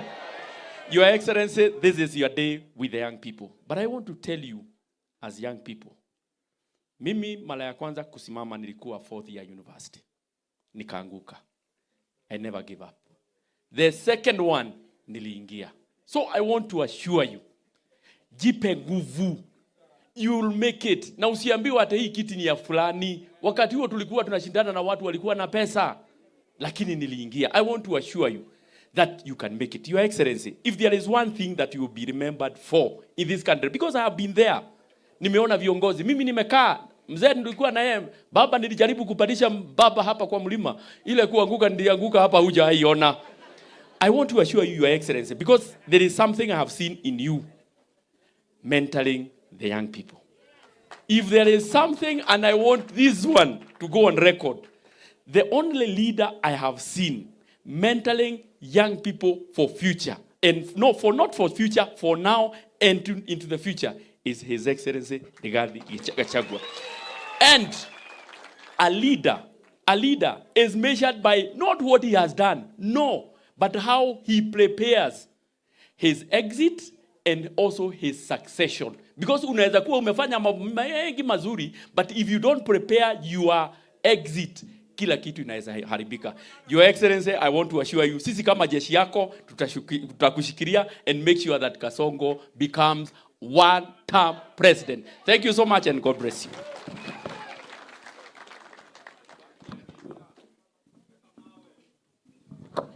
Your Excellency, sir. Hawa vijana wote, the whole time wamesema, kuna sauti wanataka kusikia. Kuna sauti wanataka kusikia. Sauti mnataka kusikia ni ya nani? Mnataka kusikia nani? Your Excellency, please, come address the youth.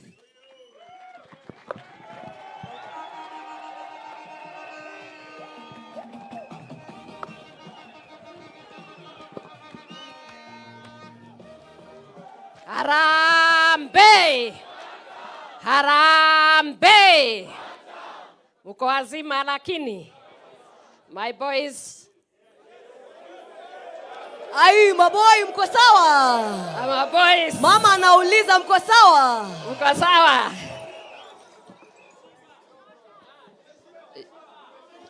Mumeshiba? Sawa sawa. Kile nimesikia, Your Excellency, the People's Deputy President, and you know he's boy number 1 in the house. And I say this, Your Excellency, today there are many people who have come. The party DCP is one unique party, and it has what you call religious caucus, which no other party has. And I happen to be the matron of those young people. Those people came from many different counties. I would like you, Your Excellency, to see them as they stand. They were the first here to arrive here at 7 in the morning. And they pray for us. Muko wapi? George and the team, tafadhali. Tusimame tafadhali. Makofi jamani. Manake, we know in everything that you do, commit it to the Lord. And please sit. I think it is very important to know that values, ethics, family, and everything is very important. And God being the center is everything. When God is guiding you and leading you, you will never fail. So we should never make a joke about people just praying for tea and everything. The religious caucus had a chair who was supposed to come and say something. I will donate you 1 minute. George, come. He mobilizes a lot. Mahali upo karibia.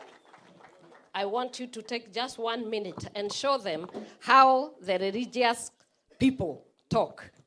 1 minute. Praise the Lord. Tuko salama. All the students, because mnajua mko under the religious caucus, all the students that came from Western, from Nairobi, tafadhali mumekaa hii area tusimame wote. Will you just stand bana? Tuko team kubwa from Machakos, Western, from Nairobi, all that team that came. You can see it's a big team. So this is what we are saying. This is what we are saying. Tunaweza sikiliza kidogo. This is what we are saying. That in 2027, the young people will not just approach politics by faith. Tumezoea kuambiwa tuende by faith. As a church, we are going to approach politics by both faith and statistics and science. We must, as long as we want to believe, we would wish to understand that young people who are in campus, when I joined in campus 2020, the school fees was 26,000 and help was 40,000. Si tunaelewana? Food was 10 bob. Right now, hostel alone in the University of Nairobi one semester is 19,000. So we don't want to just do faith. We want to do faith and science, data. There's something called data. So as a religious caucus, we do not want to approach the party by just praying. We are going to contribute science, data, and bring expertise that is going to improve this party so that we will not just be a praying party. We are going to be a party that will present to the church data that will push us forward. Siko sawa sawa? Siapo tuko sawa? Thank you so much, ma'am, for being our mentor and for pushing us. That we are not just praying, but we are bringing data to the party that will help us. Thank you so much. Thank you, George. The go-back question today is how we approach the future. The future which belongs to the young people. 1.2 billion unemployed youth. And out of all the unemployed 1.2 billion, 60% are under 25. And we need to start thinking. I was listening to you asking questions, and I was expecting you would be contributing and telling us what is the future and how do you want to approach it. I'm going to speak to you, men and women.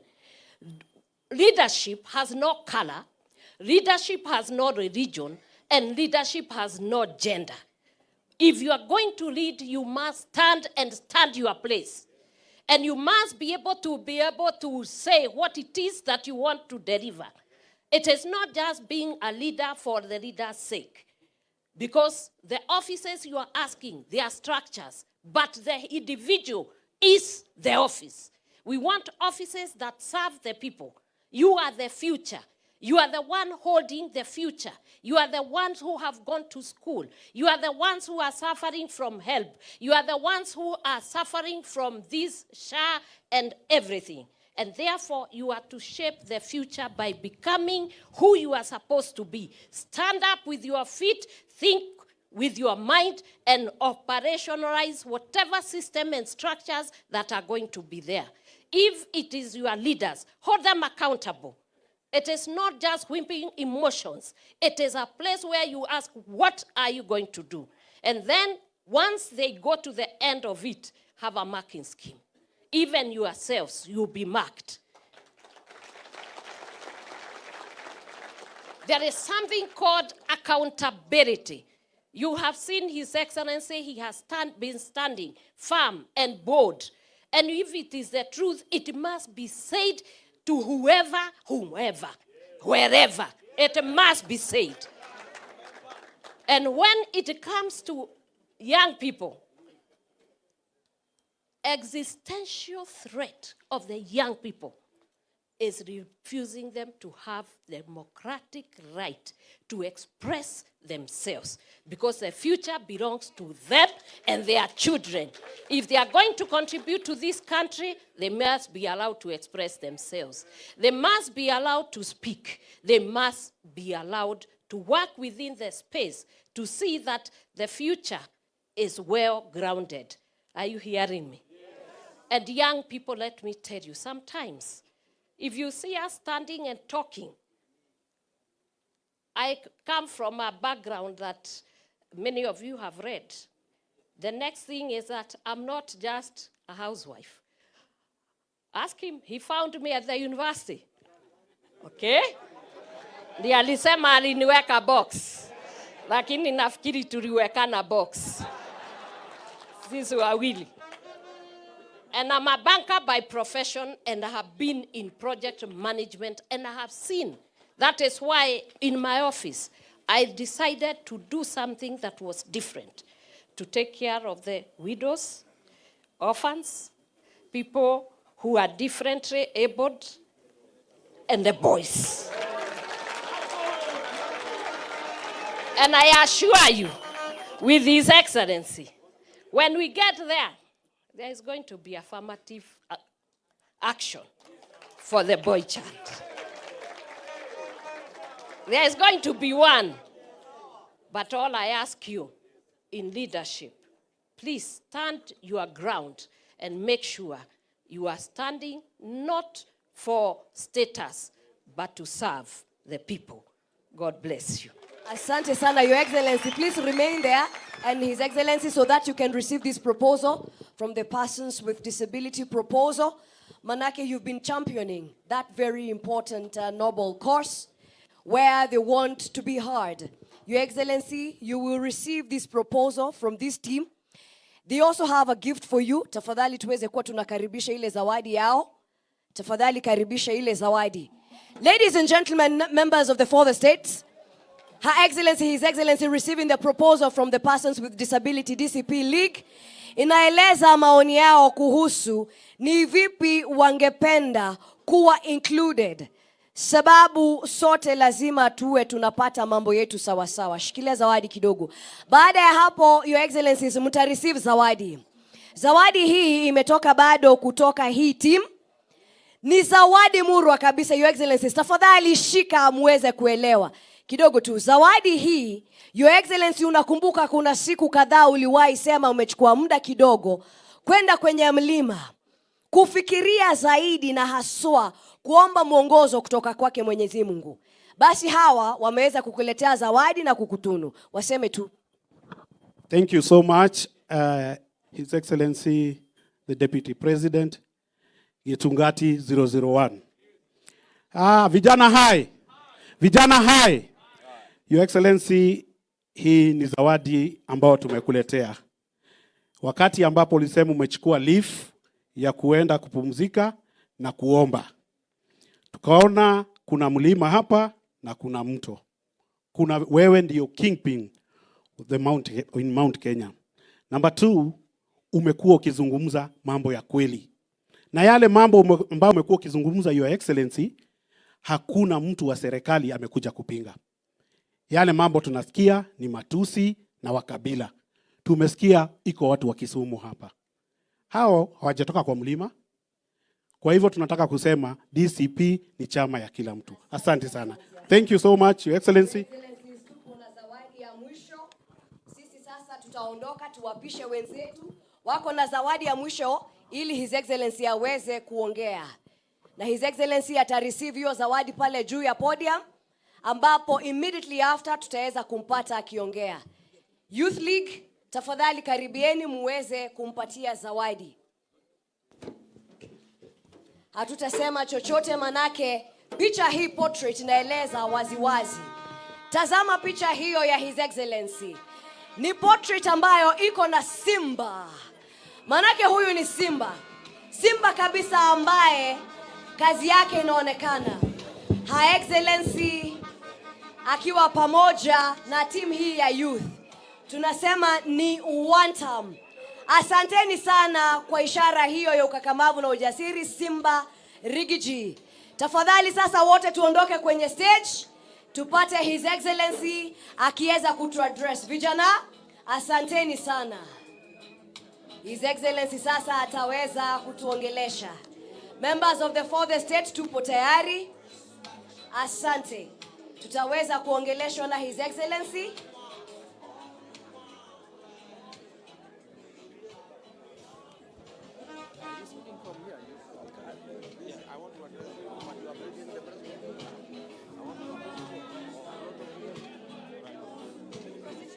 I don't know where you want me to speak from. You speak from here. Fine. Yes. Asante. Thank you. Vijana we. Thank you very much for your views. Na zile memorandum zote mumeandika. My team, they are working on them and incorporating those views so that when I speak at 5, the voice of our young people is heard and they are part of the decision-making process. I want to say very little to you young people and young leaders. I'm on record of studying with the young people. When William Ruto decided to abduct, maim, and kill young people, I say no. I don't speak for the young people because I left office. I spoke when I was in office.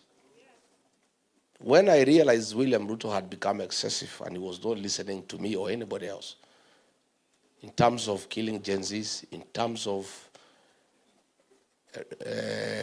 taking everything from the country, in terms of looting public resources, I came here and went to the mountain to pray.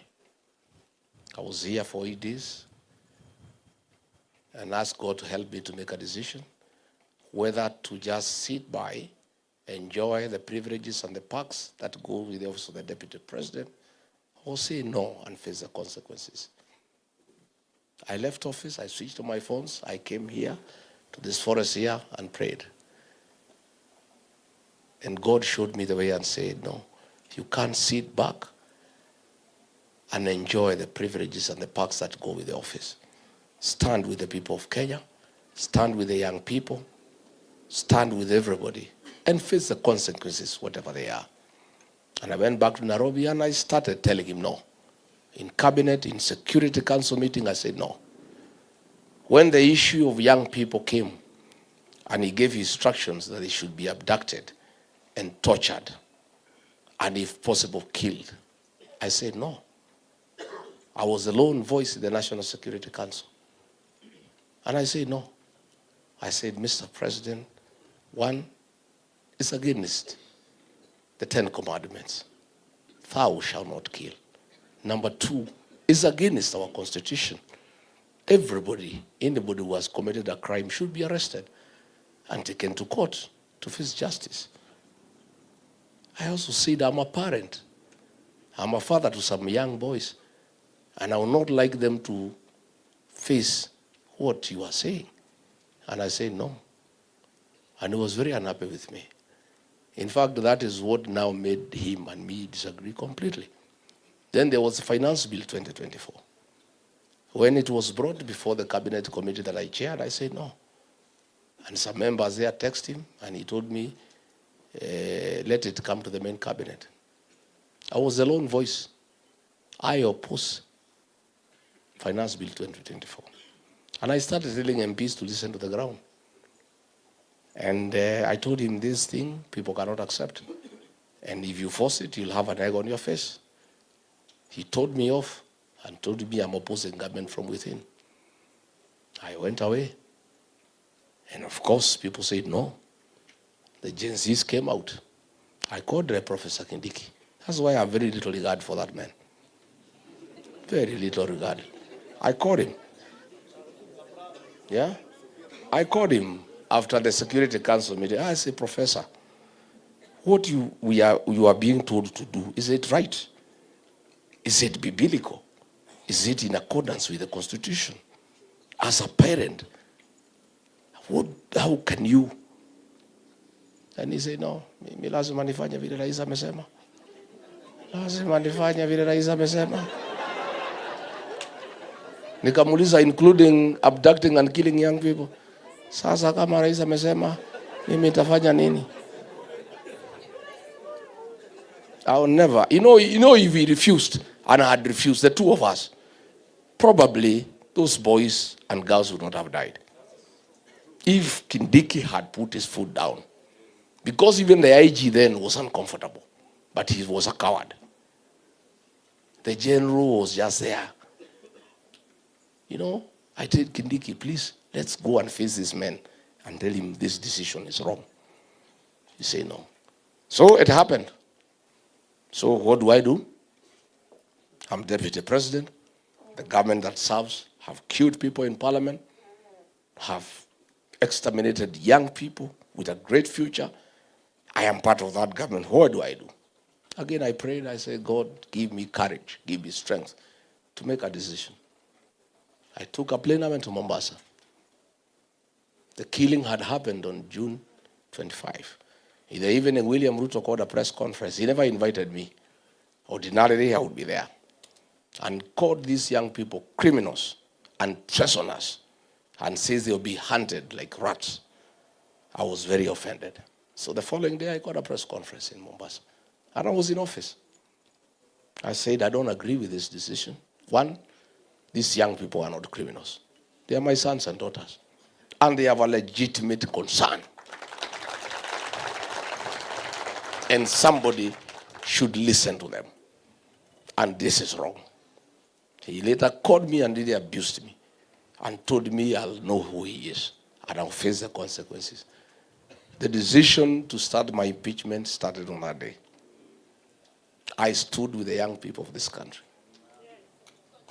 And I lost a job that I had looked for. He did not give me the job. I looked for it. I mobilized votes. I was voted for. I lost privileges. I lost everything. But I stood with our young people. I'm asking the young people of this country to also make a sacrifice for me. Knowing very well, if I made that decision to lose my job to stand with them, if I am president, nobody will ever kill them. Nobody will ever abduct them.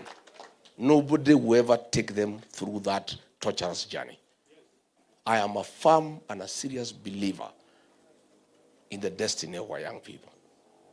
If you check the people around me, the young MPs, the ones who are elected, they are all young people. And they are the ones who drive my leadership and my politics. And the great strides I have made in selling our party and popularity across the country is because I have energy around me. I have young people around me whom I've allowed to advise me, whom I've allowed to help me look for leadership. I am a very genuine believer. And that's why I disagree with anybody who says you are leaders of tomorrow. Anybody who tells you that, that is an insult. You are the leaders of today and tomorrow. You are the present and the future. And I want to challenge you today. You people are fearless. You people cannot be bribed. You are all saying you don't want William Ruto. Let me tell you, if the young people of this country today made a decision, William Ruto will go home. For sure, as December 25 is Christmas, he'll go home. Because you have the numbers. And you cannot be compromised. But I want to challenge you. Criticizing William Ruto on the smartphone is not enough. Shouting one time is not enough. Saying how bad he is not enough. Even telling me he's a goon is not enough. You must go the extra mile. Leadership in Kenya is decided through the ballot. We don't want to remove Ruto through unconstitutional means. We want him to be around. We want to defeat him in the ballot. There is only one way of removing a president from power and putting another one in power, through the ballot. People must register as voters and come out and vote. I checked in Olokalau, and I must tell you I was disappointed. The meetings for DCP candidate was full of young people, Gen Z. They were all shouting, "It's DCP is Kamau Ngodo." But on the voting day, when I checked the queues, I found the grandmothers, the mothers, and the fathers. The young people were nowhere. So who will remove William Ruto? How? You must be available. You must register and voters turn up and vote. And if you do, he is home. If the young population today decided regarding Gachagua will be president, that is it. It will just happen. But you people must register as voters. The tool of transformation is the ballot. The method of transforming a country is registering as a voter and turning out to vote. Writing criticism on smartphone is good. Writing articles is good. Shouting is good. Singing one term is the best. It's very sweet. We like it. But it's not enough. You must go another step. You must register as voters. Number 2, for this election that is coming. Registering as voters is not enough. Voting is not enough. We must protect the vote. This vote, our vote in Bere was stolen before our own eyes. We had won, it was stolen. In Malava, it was stolen. Then we learned lessons from Bere. We defended Olokalau. They could not steal.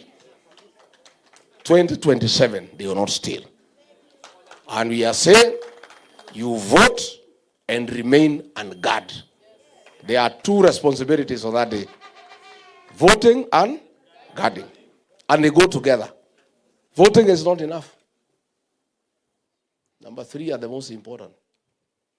You guys are the real thing. You must quickly come up with how we shall transmit the results. Moja kwa moja from polling station. You must come up with a mechanism how to recruit your peers across the country so that we shall make you our agents, so that you transmit the results from inside the polling station. And you must come up with a system on how to let Kenyans know how it is going. I want to challenge you quickly, within the next 2-3 months, you must come up with a formula and you must tell us how you shall transmit the results from the polling station to the national tallying center that we shall agree on with agencies, so that the president, the new president of Kenya, is known by midnight the same day. And we want this guy to concede by 11 p.m. In Olokalao, the voting started at 5. There was a transmission system. By 5:45, they had conceded. We want William Ruto to concede defeat by 11 p.m. on 10th August 2027. That is my challenge to you. We know they want to do some monkey business. There is a system called Smartmatics. The new commissioners have advertised a tender for supply, delivery, installation, testing, and maintenance of the integrated elections management system. There is a game that is being played there by the vice chairman. The vice chair was an official of ODM. She is very close to Hassan Joho. Her and the chairman and Joho have come up with a company called Meru System Company Limited from Korea. Yeah? Meru, M-I-R-U, System Company Limited from Korea. They made specs for this tender, tailor-made for this company. You know the way you make specs so that no other company can win. All the other competitors have gone to the Procurement Appeals Board. This company is from South Korea. And in all the elections it has participated, there was failure. 70%, 40%. I'll be giving all the details tomorrow to say we cannot accept this company. It's being pushed by the vice chair of IBC together with Ethicon. And I told you the other day, Ethicon was bought a house in Karen by government. And we asked him to explain how he bought that house. He cannot explain. The vice chair and the chair with Joho ndio wanataka kuleta hii system ya kuiba uchaguzi. I'll be giving details all the countries it has been given elections and the way it has failed. We will not allow this company to give the system for the elections. Hatutakubali. We will not accept. Hatutakubali. Huyo vice chair alikuwa mtu ya ODM akawekwa hapo na ni relative ya Joho. Sasa ndio wanapanga hii maneno wakiwa na Ethicon. And we'll give a chronology where this company has failed and why it cannot be allowed anywhere in our elections. And all the other commissioners are opposed to it except Ethicon and the vice chair. Watu ya ABC wamenitafuta. Unajua siku hizi mtu akitaka maneno yajulikane anatafuta Rigiji. Sema tangaza hii maneno Wakenya wajue. We are not going to accept. So good people, mine is to tell you, as I've told you, free and fair nominations and affirmative action for our young people. Hizi vitu yote nominated ingine sasa tayari nimepeana 3 hapa. Si imeenda? Mkiwa mnakaa tu hapa. Fomu ni kujituma. And Ricky G is a very fair person. And I love young people genuinely. Still, genuinely. And I want my government to be full of young people. Nataka hizi maassembly yote mujae huko. Parliament mujae, mkuwe kila pahali. Ani unajua uzuri hivi vijana wakichaguliwa hawana maneno mingi. Watasema wabunge hakuna haja ya kukua mtu na nyumba kubwa kama hii Ricky G. Wakae kwa flat, wachukue Uber waende bunge warudi nyumbani. And we save a lot of money for the country, isn't it? I'm telling you, you good young people. So tafadhali hata governor, huyu governor Nakuru ngangana. Usiogope. So good people, I want to thank you for your contribution. Nitakuja na nitatembea kila mahali kwa Jamhuri ya Kenya. You know Kasongo amesema hawezi fanya kazi na Ricky G. Anaweza fanya na mtu mwingine yote isipokuwa Ricky G. You know why? Nyinyi mnataka nifanye kazi na Kasongo? You know why he cannot agree? See, I was with him. Kuna mambo nilikataa. So he cannot work with me because to start with, he is a thief.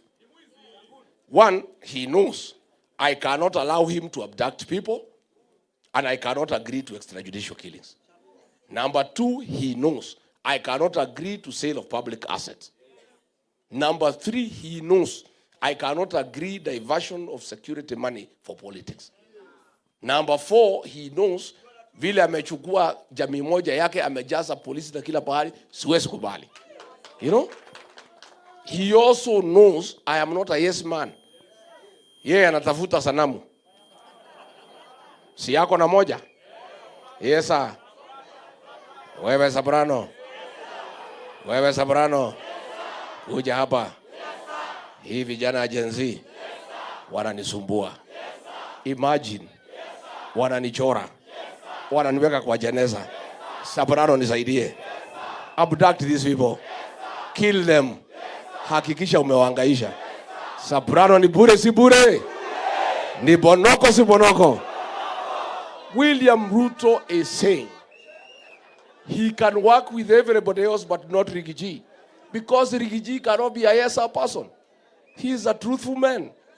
He is a man whose morality is at the highest level. Ricky G is a man of integrity. He cannot agree to corruption. He cannot agree to sale of public assets. He cannot agree to nepotism. He cannot agree to support things blindly that are not good for the country. And he is right.